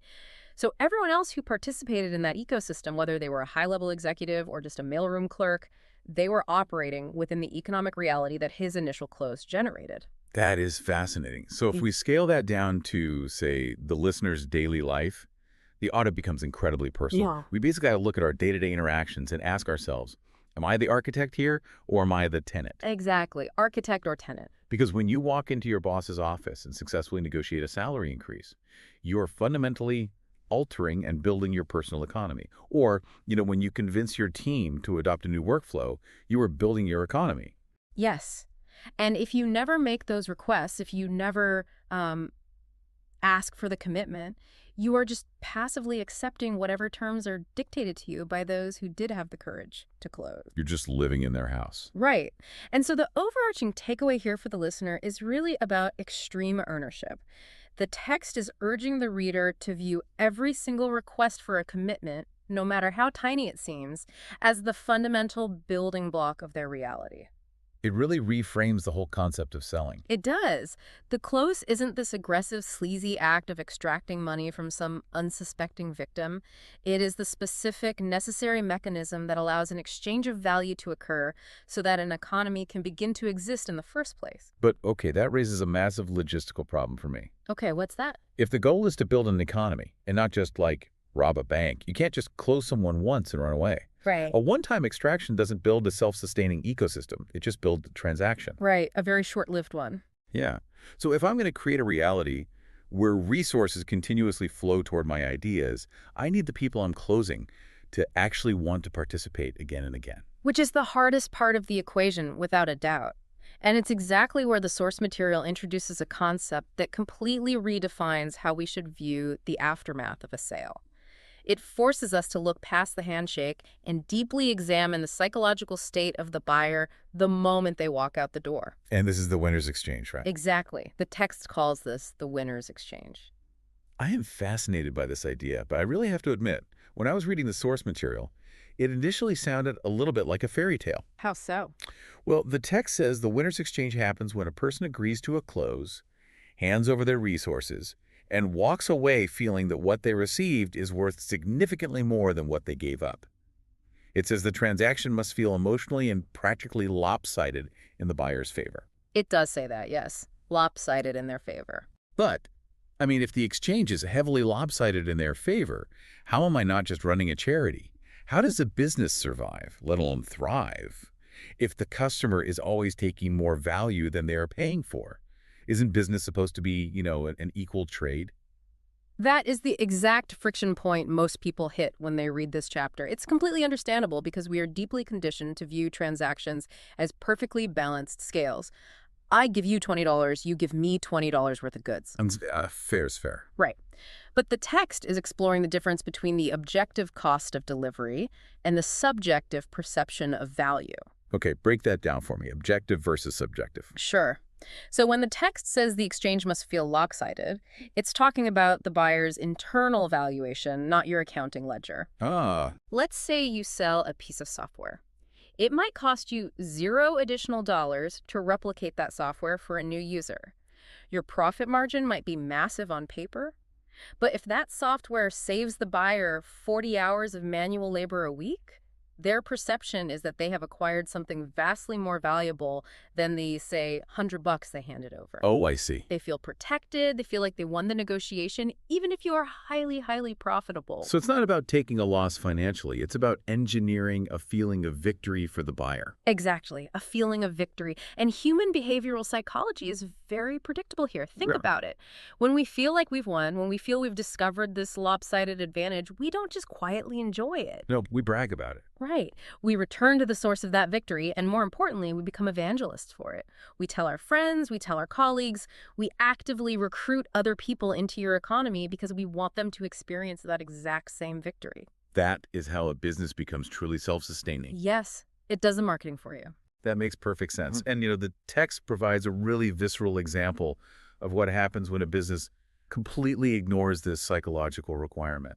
The author talks about visiting a very famous, highly expensive restaurant in Los Angeles. Yes, the LA restaurant story. The kind of place built entirely on reputation. You know, the type where you are paying top dollar, not just for the calories, but for the status of just being seen there. Oh, yeah. It's a classic scenario of a business resting on its laurels.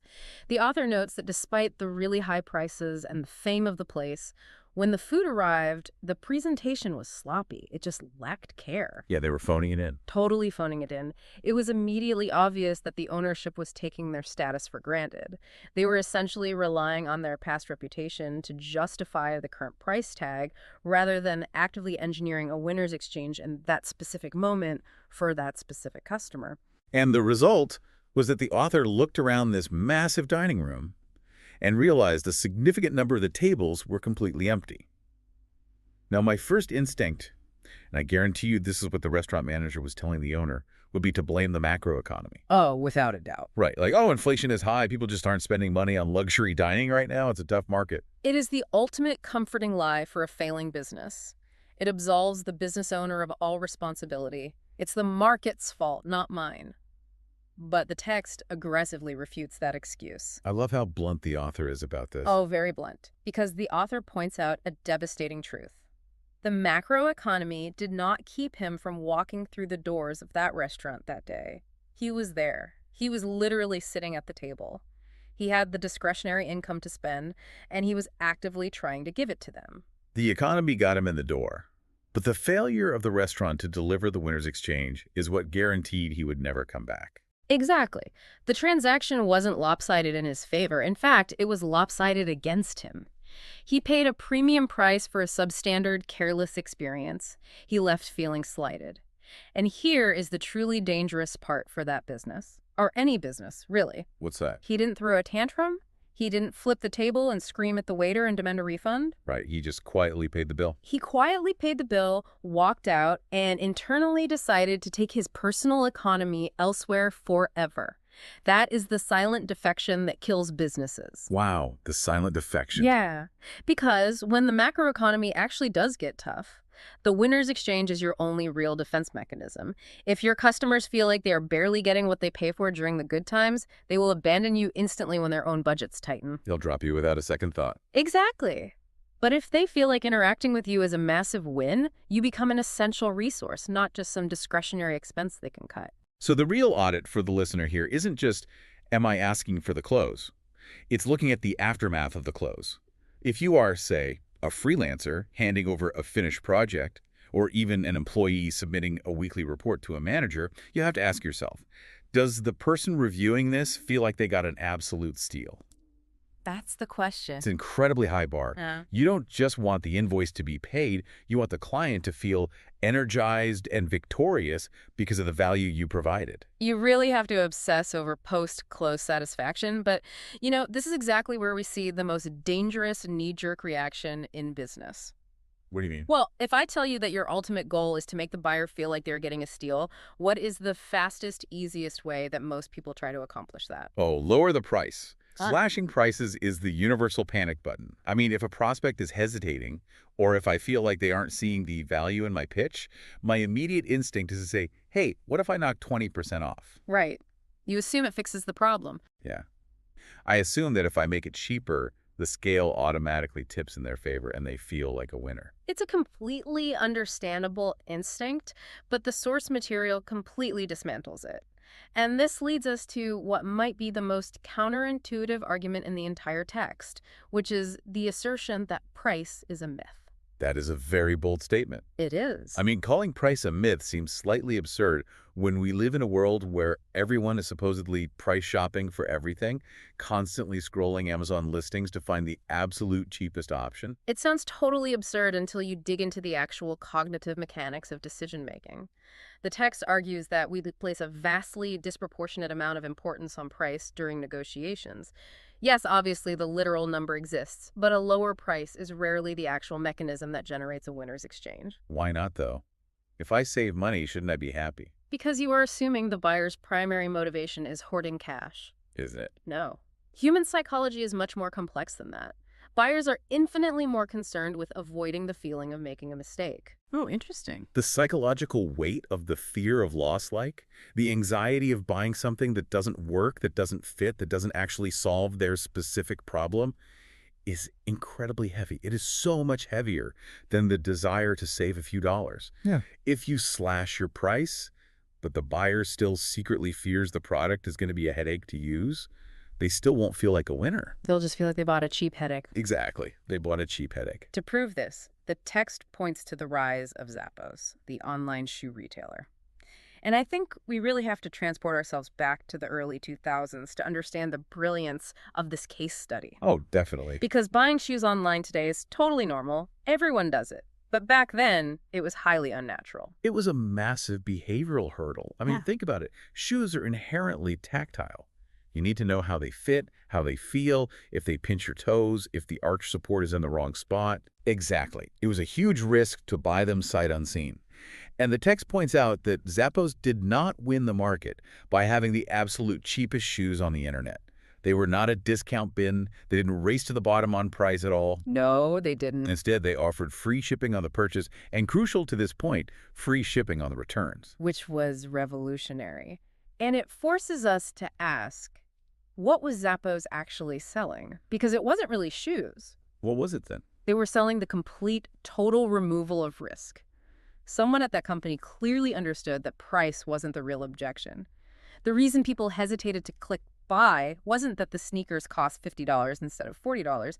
The hesitation was the deep-seated anxiety of the aftermath. The fear of making a mistake. Right. What if they don't fit? Now I have to find a box, I have to find packing tape, drive to the post office, stand in a ridiculous line and pay $10 to ship them back. I'll feel like a fool. It's the friction, the emotional and logistical friction. Exactly. By making shipping and returns unconditionally free, Zappos entirely removed that fear of loss.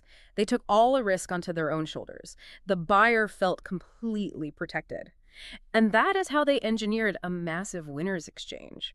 They did it without ever having to devalue their core product by competing strictly on price. Because they understood that certainty is far more valuable to a consumer than a discount. Exactly. Certainty is the product. I love how this reframes the whole idea of value. And there's a second example in the text, this analogy about travel, that I think really drives a stake through the heart of the price is everything argument. Oh, the Minneapolis analogy. That one is great. Yes.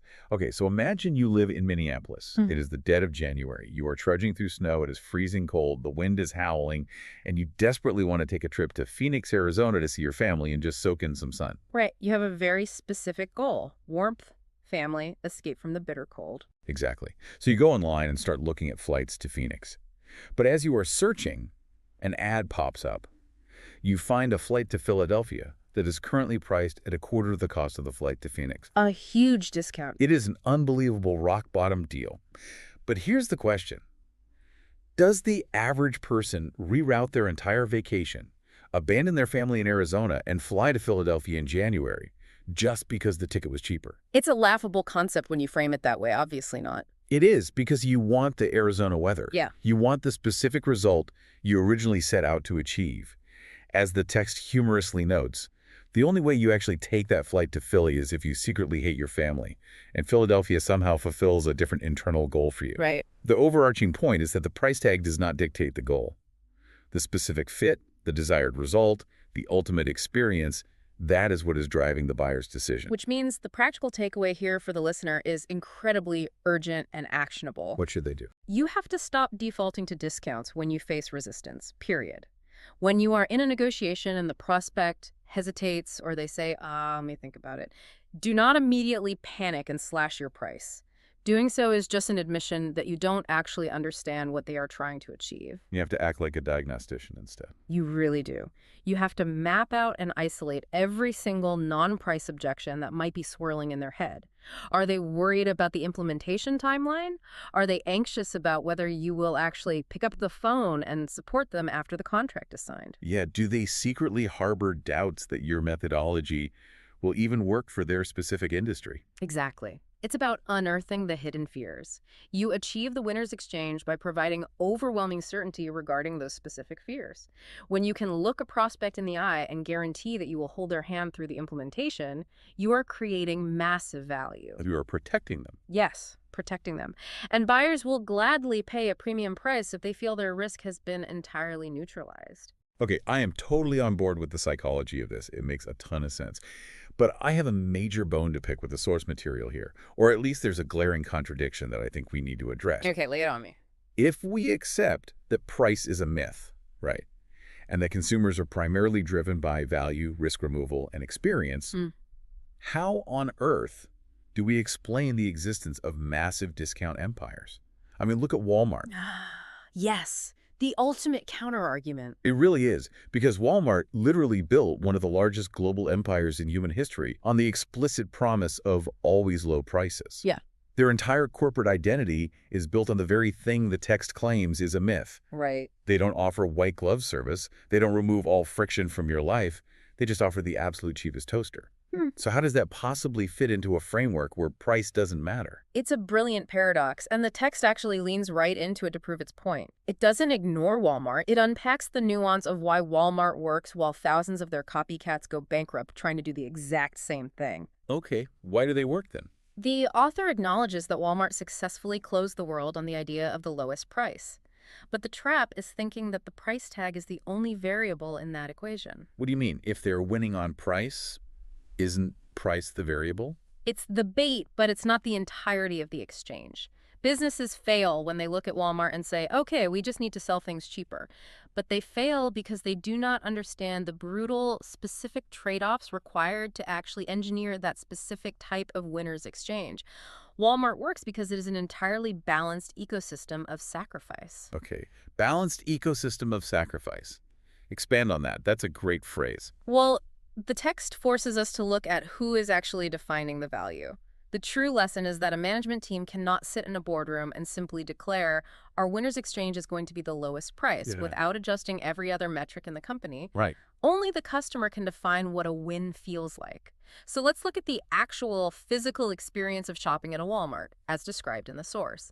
Well, when you walk in, you absolutely expect the lowest price on a television, for sure. Right. But you also walk in with a set of fully calibrated negative expectations. Yeah. You do not expect a highly trained, specialized associate to greet you, hold your hand, and spend 30 minutes comparing the refresh rates of different screens. Not at all. You expect to wander the aisles and find it yourself. Yeah. You expect the fluorescent lighting to be harsh, and you absolutely expect to stand in a long, slow line at the checkout register. Exactly. And here is the genius of the model. For a specific type of customer, a customer whose personal internal metrics value saving financial pennies over saving personal time and over receiving personalized service, that exact, somewhat arduous scenario is a genuine winner's exchange. They don't mind the sacrifice. They don't mind it at all. They navigate the harsh lighting. They endure the lack of service, they stand in the long line, and when they look at their receipt, they walk out the doors feeling profoundly victorious. They kept their money, and they didn't care about the friction required to do so. But the flip side of that is equally true, isn't it? Absolutely. For someone who values speed above all else, who values expert guidance because they don't want to make a mistake on a big purchase, who fundamentally resents waiting in lines, that exact same store offering the exact same cheap television is a horrific exchange. Yes. Even if they save $50, they would walk out to their car feeling like they completely lost because their time and sanity were drained. Which perfectly illustrates why simply lowering prices is a catastrophic way to try and create a winner's exchange for most businesses. Unless you have the immense supply chain leverage of a Walmart to enforce that massive ecosystem of sacrifice, dropping your prices just eats your margin while confusing your customer. They're trying to be two things at once. Exactly. You end up offering cheap goods while still trying to provide high-end service, and you just bleed to death financially. So how does a listener figure this out for their own business? If you can't just guess what the customer values, Yeah. and you definitely can't rely on panic dropping your prices, how do you actually engineer the right exchange? The text provides a very specific diagnostic method for this. It all comes down to how you survey your audience. And I mean really survey them. You can't just ask them, hey, is price important to you? Because everyone will instinctively say yes. I mean, nobody's going to say, no, please overcharge me, I have too much money. Right. It's a totally useless question. Instead, the author suggests asking a highly layered, challenging question that forces the customer to confront the reality of trade-offs. Okay, what's the You ask them, if you couldn't get this specific service and you couldn't get this specific speed of delivery, all so that I could give you the absolute lowest price, how would you feel? Oh, wow. That is incredibly smart. Yep. You are actively threatening to take away the hidden value to see how they react. Yes. Like if I fired your dedicated 204/7 account manager and I changed our turnaround time from 1 day to 5 days just so I can knock 10% off your invoice, would you still be happy with our partnership? Exactly. You force them to evaluate the friction. And in almost every case, outside of a purely commoditized retail environment, the client will violently reject that proposition. They'll panic at the thought of losing the service. They will. They will suddenly realize and articulate to you that the speed, the lack of headaches, and the dedicated service are actually vastly more valuable to them than a rock-bottom price. That diagnostic completely shifts the power dynamic. Yeah. The practical takeaway for anyone listening, whether you are, designing a sauce product or offering freelance graphic design, is that you must actively agitate these variables with your audience to define what a win looks like for them. You can't guess. Right. You have to identify their specific metrics of value. Is it prestige? Is it absolute reliability so they don't get yelled at by their boss? Is it pure speed? And once you identify what their specific, unique metric of a win is, you stop worrying about your competitor's pricing. Instead, you ruthlessly up the ante on your delivery of those exact points. If they value speed, you figure out how to be twice as fast as anyone else in the market, and you charge a premium for it. You engineer the exact, specific feeling of victory they're desperately looking for. This is a profound way to look at how we operate in the world. I mean, we've journeyed from this massive macro idea of the close literally giving birth to your personal economy, all the way down to the granular psychological calculations of a customer staring at a receipt in a Walmart checkout line. It's quite a journey, and when you synthesize all of these concepts, a very clear, defining insight emerges. It really represents the soul of what the author is trying to convey in this chapter. What's that? The close is not, and has never been, a selfish act. It is not a financial shakedown. It is not an act of extracting resources from a hesitant prospect. It's the complete opposite. It is the ultimate act of service. It is the necessary spark that initiates a self-sustaining personal economy.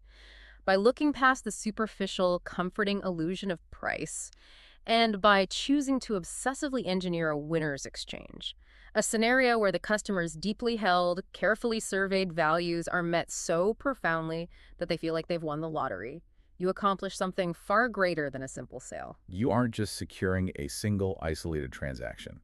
You are securing a lifelong participant in your ecosystem.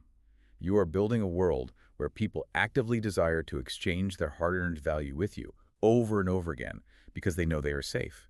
Because you have accepted the ultimate responsibility, ensuring that anyone who interacts with you always leaves with more perceived value than they arrived with.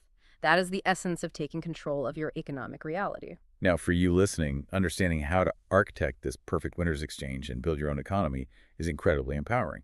But it doesn't entirely eliminate human nature. No, unfortunately not.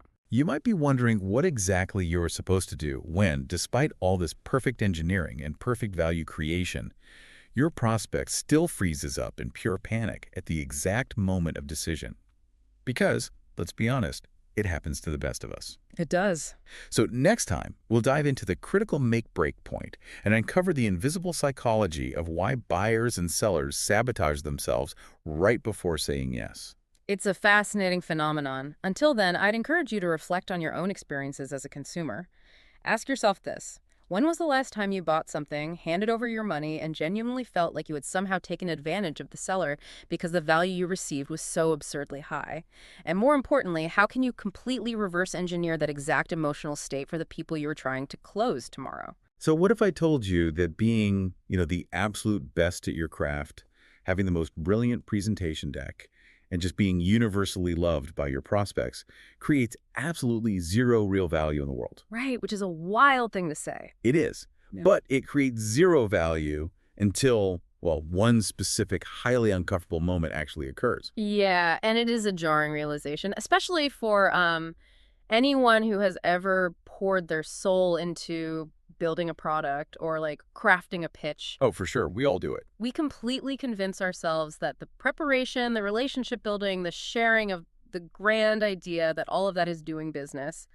But in reality, all of that might just be preparing to do business. I really want to let that tension sit for a second, because if we are honest, even the most seasoned founders and professionals fall into this trap. Oh, absolutely. We get totally addicted to the presentation phase. We really do. Yeah. But I'm talking directly to you right now, the person listening. Look at your pending projects. Yeah, do a quick mental inventory. Exactly. If you are avoiding this singular specific moment we are about to unpack today, your meticulously crafted business proposals and, your personal goals are basically just expensive, time-consuming hobbies. It is the ultimate bottleneck for human potential. I mean, you can possess boundless enthusiasm and a genuinely world-changing idea, but without mastering the singular juncture, that potential just evaporates into the ether. It never touches reality. It really doesn't. So today, you are stepping into the anatomy of what is called the critical exchange point. Which is such a great term. It is. Yeah. This is the precise, microscopic moment a conversation actually transforms into a binding commitment. Right. And for anyone interested in business, entrepreneurship, or frankly, just getting your ideas backed by reality, mastering this phase is the literal difference between a dreamer who fades away and an economy creator who completely alters their landscape. Totally. And we are pulling the core architecture for this deep dive from the pivotal concepts found around the 4th chapter of Grant Cardone's The Closer's Survival Guide.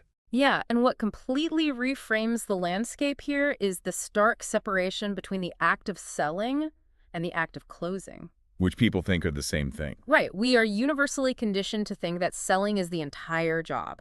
We go to school for it. We read books on how to be persuasive, how to be, likable. Yeah, building rapport and all that. Exactly. But the reality presented here argues that selling is merely the prelude. The close is the main event. And crucially, they require two entirely different psychological states. Let's test that, because it sounds like semantic hair-splitting at first glance. Selling versus closing. It does sound like jargon, yeah. To pull a modern analogy into this, it feels a lot like dating. You can take someone out to Michelin-star dinners for 6 months. Oh, this is a great comparison. Right. You can be charming, you can listen to their problems, you can be like the most supportive person in their life. That is selling. You are presenting your best self. Right, you're putting on the show. But if you never actually ask for a commitment, if you never say,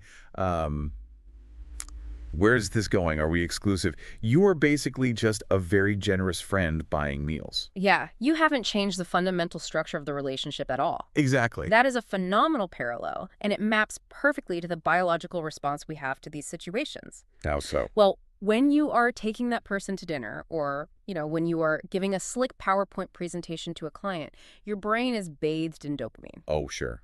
Because people are smiling, they're nodding. Right. They're laughing at your jokes. It feels productive because you are receiving constant social validation. Which feels amazing. It does. But the moment you ask for the commitment, the moment you ask for the exclusivity, or in business, the signed contract, the dopamine shuts off and cortisol spikes. Because you are suddenly risking rejection. Exactly. The stakes become absolute, and that is exactly why people avoid it. Wow, yeah. The book uses a much more visceral physical analogy, actually. The gym workout. Oh, I love this one. Doing the stretches, lifting the weights, sweating on the treadmill, that is the selling phase. You're putting in the work. You have to do the exercises, undeniably.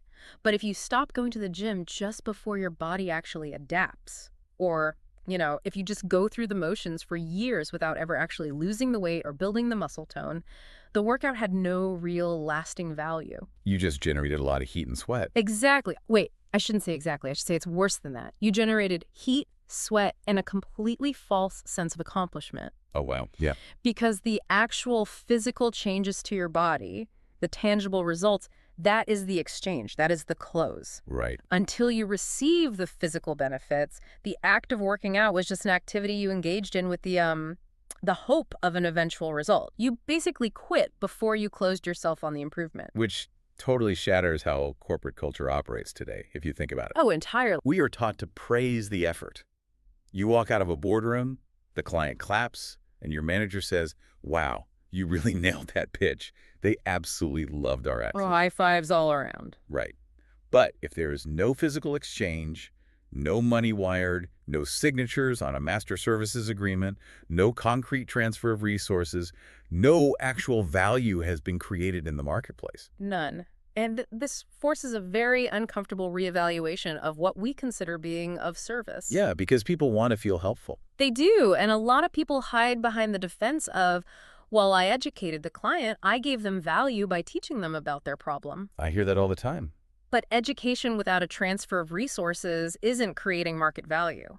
If a prospect simply wanted to learn, they have the entire internet at their disposal. Right. They don't need you for that. Exactly. They don't need an hour of your time to read a Wikipedia page. The sole purpose of the presentation is not education for the sake of altruism.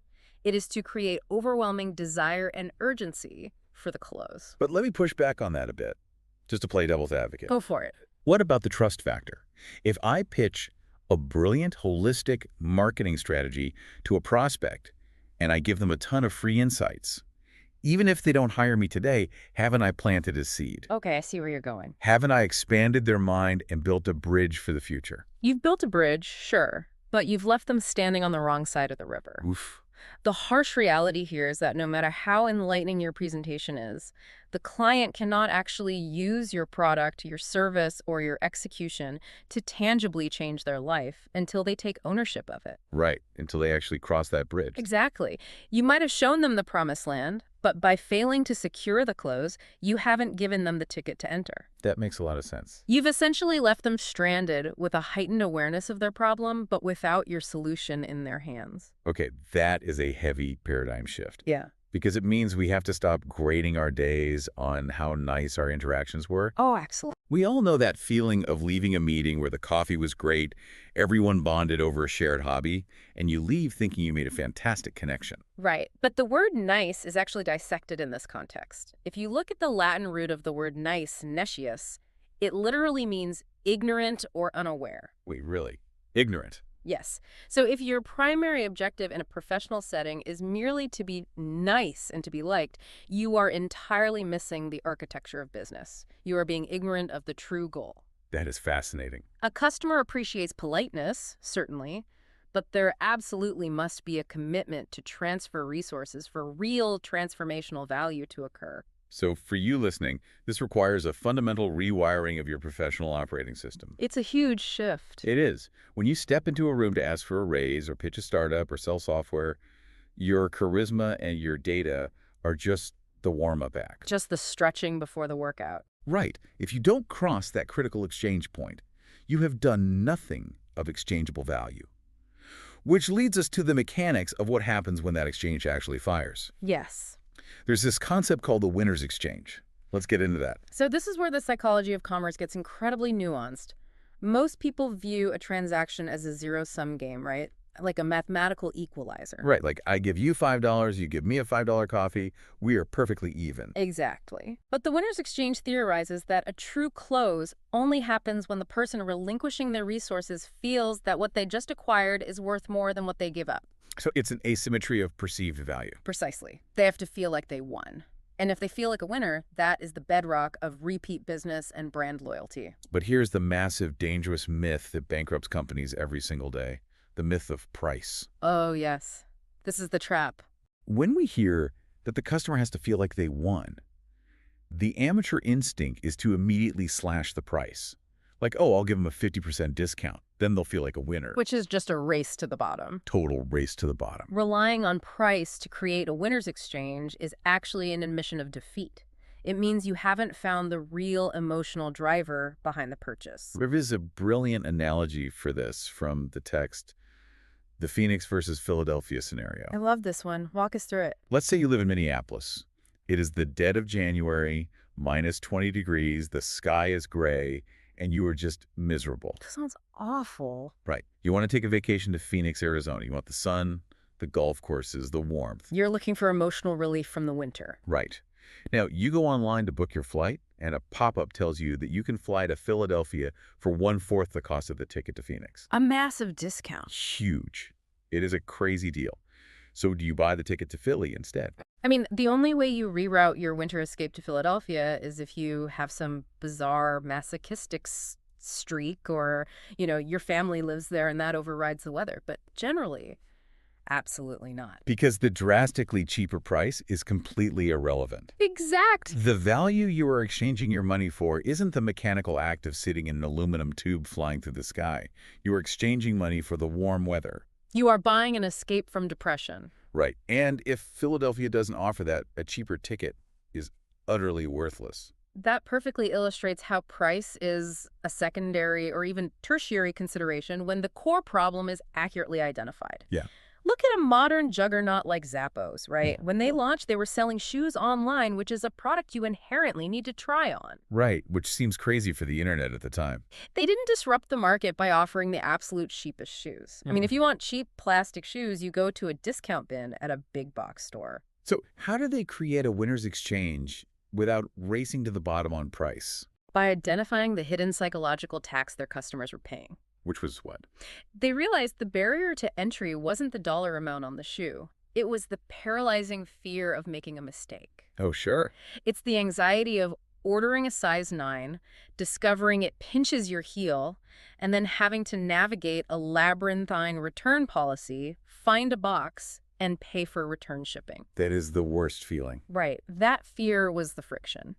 So Zappos introduced free shipping on the purchase and, crucially, free no-questions-asked shipping on the return. They didn't lower the price of the product. They eliminated the risk of the transaction. Exactly. They engineered a massive winner's exchange.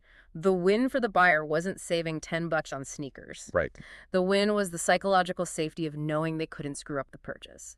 That removal of anxiety is so valuable that customers will gladly pay a premium for the actual physical product. That is a staggering practical takeaway. It really is. So if you are sitting in a negotiation, or you're trying to get a client to sign off on a proposal, and you feel them hesitating, do not immediately start discounting your fee. Never. Do not cheapen your worth. Instead, ask yourself, what is their Philadelphia? What is the hidden friction? Yes. How can I increase the perceived value of my support? How could I show them that I am removing their specific localized risk? It demands a forensic understanding of your specific buyer. And honestly, this is a perfect gateway into one of the most misunderstood economic models in modern business, the Walmart paradox. Oh, let's really dive deep into this, because I see startups completely destroy themselves trying to misapply this model. It happens all the time. So Walmart built an undeniable global empire on a singular, relentless promise: the lowest price. Everyday low prices. That's their whole identity. Right. And for decades, boardrooms across the world looked at that mammoth success and concluded, that's the holy grail. We just need to underprice the competition. But they ignore the invisible sacrifices that make that model function. Yeah. Let's really look at the Walmart experience. Okay. To extract that lowest possible price, what is the consumer actively agreeing to give up? A lot. Right. You are sacrificing personalized service. You are giving up ambiance. You are sacrificing your own time by navigating a massive warehouse and waiting in a 20-minute checkout line. And the critical question is that a winner's exchange? Right. And the answer is incredibly polarizing. It depends entirely on the demographic. Makes sense. For a family living on a strict, tight margin where saving $40 on weekly groceries is the difference between making rent or not, they do not care about ambiance. Not at all. They will gladly trade their time and the lack of a personal shopper for the financial savings. Mm-hmm. For them, Walmart is a massive winner's exchange. They got exactly what they valued most. But let's flip the demographic. Take a busy architect or like a corporate lawyer billing hundreds of dollars an hour. Right. If they need to buy a specific high-end router for their home office, and you tell them they can save $15 by driving across town, parking in a massive lot, searching through aisles with no expert help, and waiting in line to them, that is a catastrophic exchange. Because time is money. Exactly. Yeah. They're losing money by wasting their time. They would happily pay a $50 premium at a boutique tech store just to have someone hand them the right box and get them out the door in 3 minutes. And this is exactly where the graveyard of businesses is filled with companies that tried to emulate Walmart. It's tragic. Think of the retail apocalypse of the last 2 decades. Mid-tier department stores, companies like Kmart or Sears in their later years, they tried to play the discount game, Oh, I remember that. but they didn't have Walmart's god-tier supply chain and sheer planetary volume. They slashed prices, which completely decimated their margins, but they couldn't slash them enough to actually beat Walmart. So they were stuck in the middle. Exactly. So they ended up offering a terrible customer experience and mediocre prices. They died because they fundamentally misunderstood what their actual customers would consider a win. Meanwhile, look at the companies that went the exact opposite direction. Think about the Apple Store. Oh, perfect example. They charge a massive premium. They never discount. But you walk in, the store looks like a modern art museum. A highly trained genius sits down with you, explains the ecosystem, and rings you up on a mobile device without you ever standing in a register line. It's seamless. They are selling a premium winner's exchange based entirely on a frictionless experience and status. Which brings up an interesting economic principle, the flight to quality. What's that? Even in economic downturns, while some people strictly consolidate to discount retailers, there's a whole other segment of the market that actually becomes more demanding of quality. Really? Even when money is tight? Yes. If they have fewer dollars to spend, they refuse to risk them on a cheap product that might break or a service that might fail. Oh, that makes total sense. They can't afford to buy twice. Exactly. They will consolidate their spending toward the trusted, premium, high-service provider because they are buying certainty. So, if you are an entrepreneur or a freelancer listening to this, you have to run a diagnostic on your own business. You really do. You have to literally ask your clients, beyond price, what actually matters to you. Is it speed? Is it me answering my phone on a Sunday? Is it a bulletproof guarantee? Find their true friction point. Right. And once you find out what they value, you do not compete on price. You aggressively over-deliver on those secondary metrics. You command a higher fee, and you still provide a winner's exchange. And doing that entirely changes the posture of a negotiation. You stop apologizing for what you charge. You present your value with immense conviction because you know you are solving the deeper problem. And that conviction is required for what happens next. Because when you successfully execute that close, the impact does not stop at your own bank account. Not at all. This is the macro shift. We are zooming out from the psychology of the individual transaction to the massive environmental impact of the close. This is where it gets huge. The premise here is that a close doesn't just finalize a deal, it literally breathes an economy into existence. It is the spark plug of capitalism. I mean, we often say money makes the world go around. But that's a passive, inaccurate statement. Right, money sitting in a vault does nothing. Exactly. It is the close that forces the money to move. The velocity of money, the rate at which currency is exchanged in an economy, is entirely dependent on people demanding commitments from one another. Let's trace the anatomy of a single everyday close to see how deep this actually goes. Sure. Take a local car dealership. A family walks in, they look at a minivan, the salesperson does the presentation, the test drive. It's a dopamine phase. Right. Then the uncomfortable moment arrives. The salesperson asks for the sale, handles the objections, and closes the deal. The family signs the paperwork and hands over a down payment. Now, let's follow the kinetic energy of those dollars. It's an immediate, cascading ripple effect. That down payment doesn't just sit in a drawer. First, the dealership uses part of that money to pay the regional bank that financed the vehicle inventory. Okay. That bank uses the interest to pay its tellers and funds small business loans in the community. And then the dealership pays the salesperson their commission. Right. And what does the salesperson do?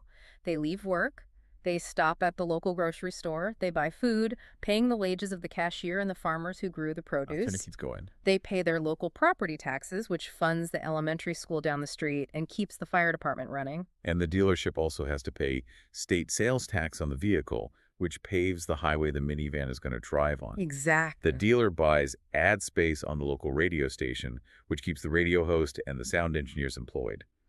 They order replacement inventory from the manufacturer, which keeps the assembly line workers in Detroit or Kyoto clocking in. Every single one of those livelihoods, the teacher, the radio host, the assembly line worker, the farmer, benefited from the exact moment that one salesperson looked a family in the eye and said, "Let's sign the paperwork." That is wild to think about. If that salesperson had gotten scared, if they had backed down and said, take a few weeks to think about it, the money stays in the family savings account. Velocity stops. The velocity stops. The teacher, the farmer, the radio host, they all get starved of that capital flow. That is a staggering weight to put on a single conversation. It is. Let's scale it up to a historical level. Look at the genesis of the personal computing era. We look at Bill Gates and we revere him as a technological visionary, right? A software savant. Sure, that's the narrative. But the truth of the matter is, there were other brilliant coders in the 70s and 80s. Oh, absolutely. Like Xerox PRX was inventing mind-blowing graphical interfaces that just sat in a lab. Because Xerox had researchers, Bill Gates was a closer. Wow, yeah. The brilliance of Microsoft wasn't just writing MS-DOS. It was Bill Gates flying to IBM, sitting across from executives who controlled the mainframe world, and closing them on licensing an operating system that, frankly, he didn't even fully own yet. He demanded the exchange. He did.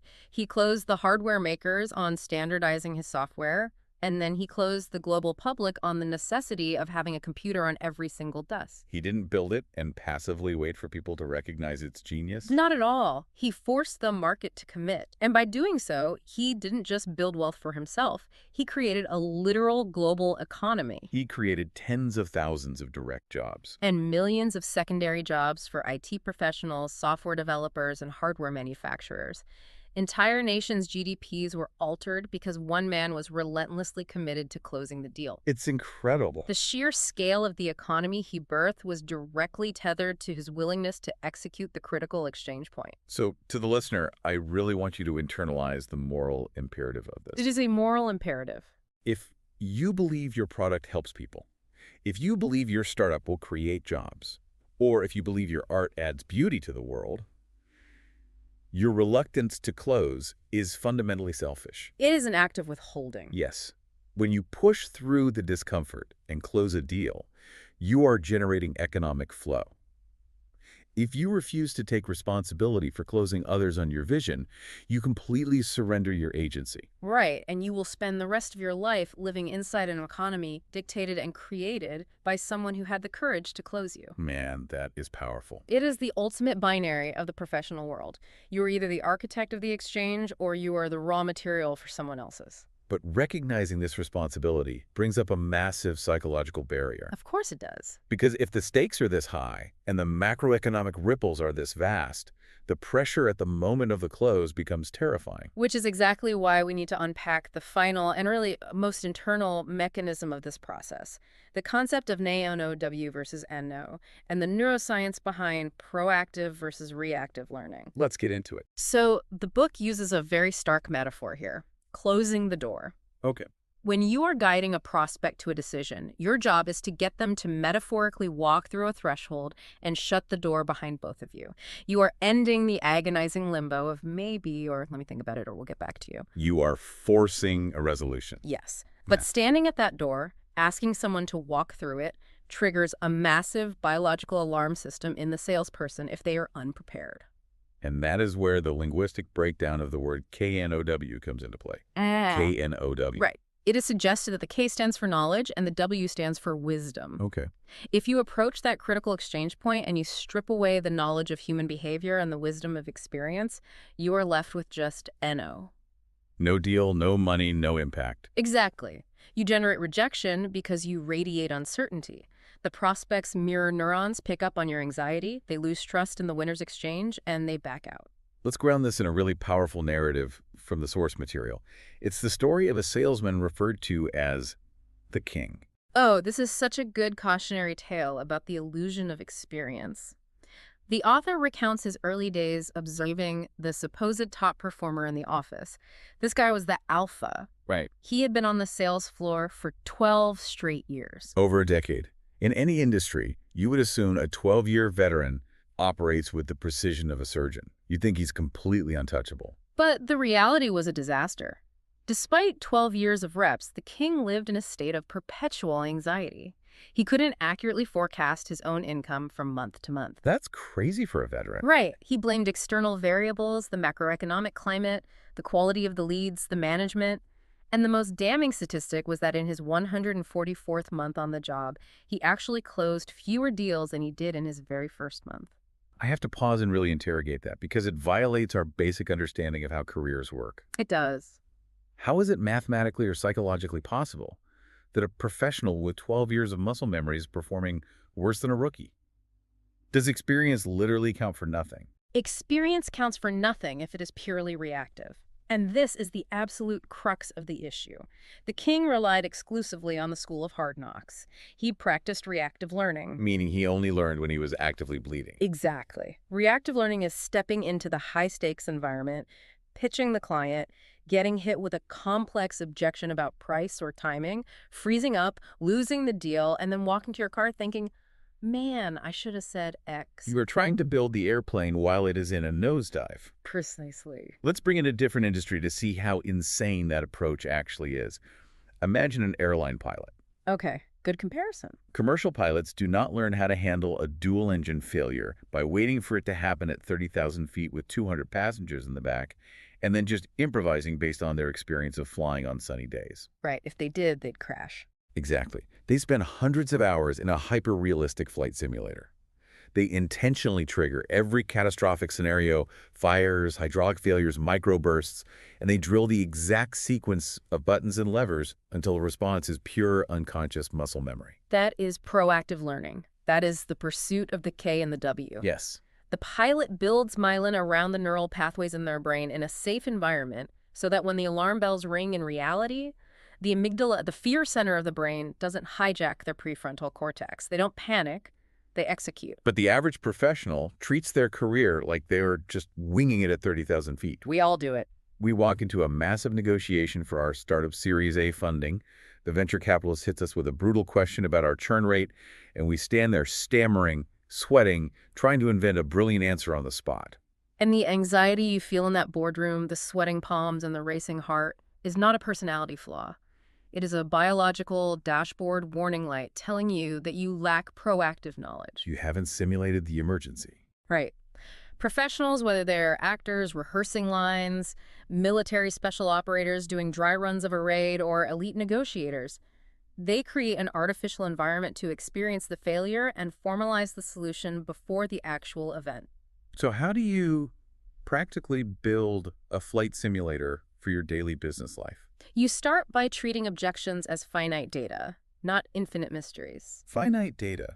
I like that. The author advocates for keeping a meticulous log. Every time a prospect stalls, every time they say, it's too expensive, or we need to consult the board, or call me back in 6 months, you write it down. Just document everything. Yes, and you will quickly realize that in any given industry, there are really only about 6 to 10 common objections. They just wear different masks. And once you map the data, you drill the response. You write out the logical, risk-reducing response that highlights the winner's exchange, and then you drill it. Out loud. Absolutely out loud. You role-play it with a colleague, with your spouse, to a mirror, until the words flow out of you without a single spike of cortisol. That's the goal. When you remove the element of surprise, you remove the fear. When you replace reactive panic with proactive knowledge, you transform from someone hoping for a yes into someone engineering a close. This has been a massive, multi-layered journey today. We covered a lot of ground. You did. Let's pull all these threads together to see the whole tapestry. We started by destroying the comfort zone of the presentation. We established that selling, being liked, and educating are merely the warm-up routines. True value, the actual alteration of reality, only occurs at the moment resources transfer. Right. And from there, we mapped the psychology of the winner's exchange.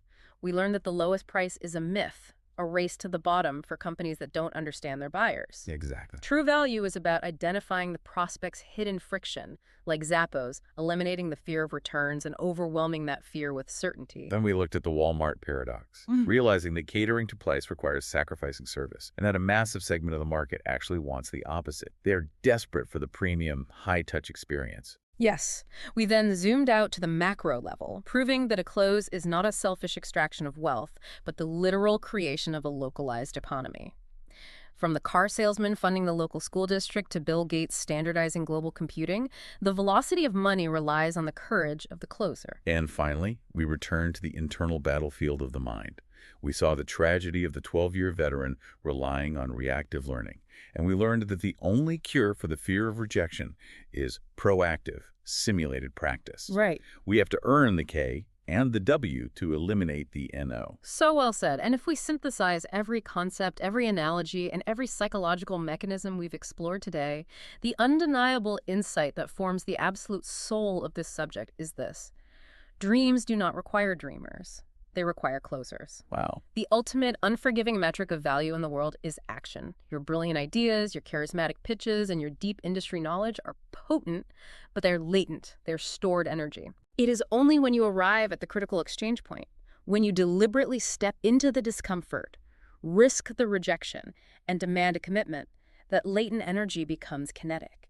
That is the moment value is born, the winner's exchange is secured, and a new economy is forged. Dreams require closers. That is the phrase to tape to your monitor right now. Definitely. So, I want to leave you, the listener, with a final provocative challenge.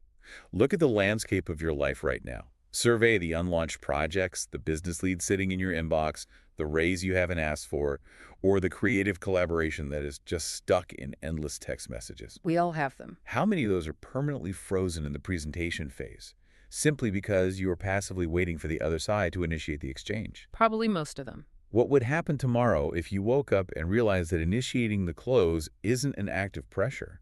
It is the ultimate act of leadership and service to help them finally make a decision.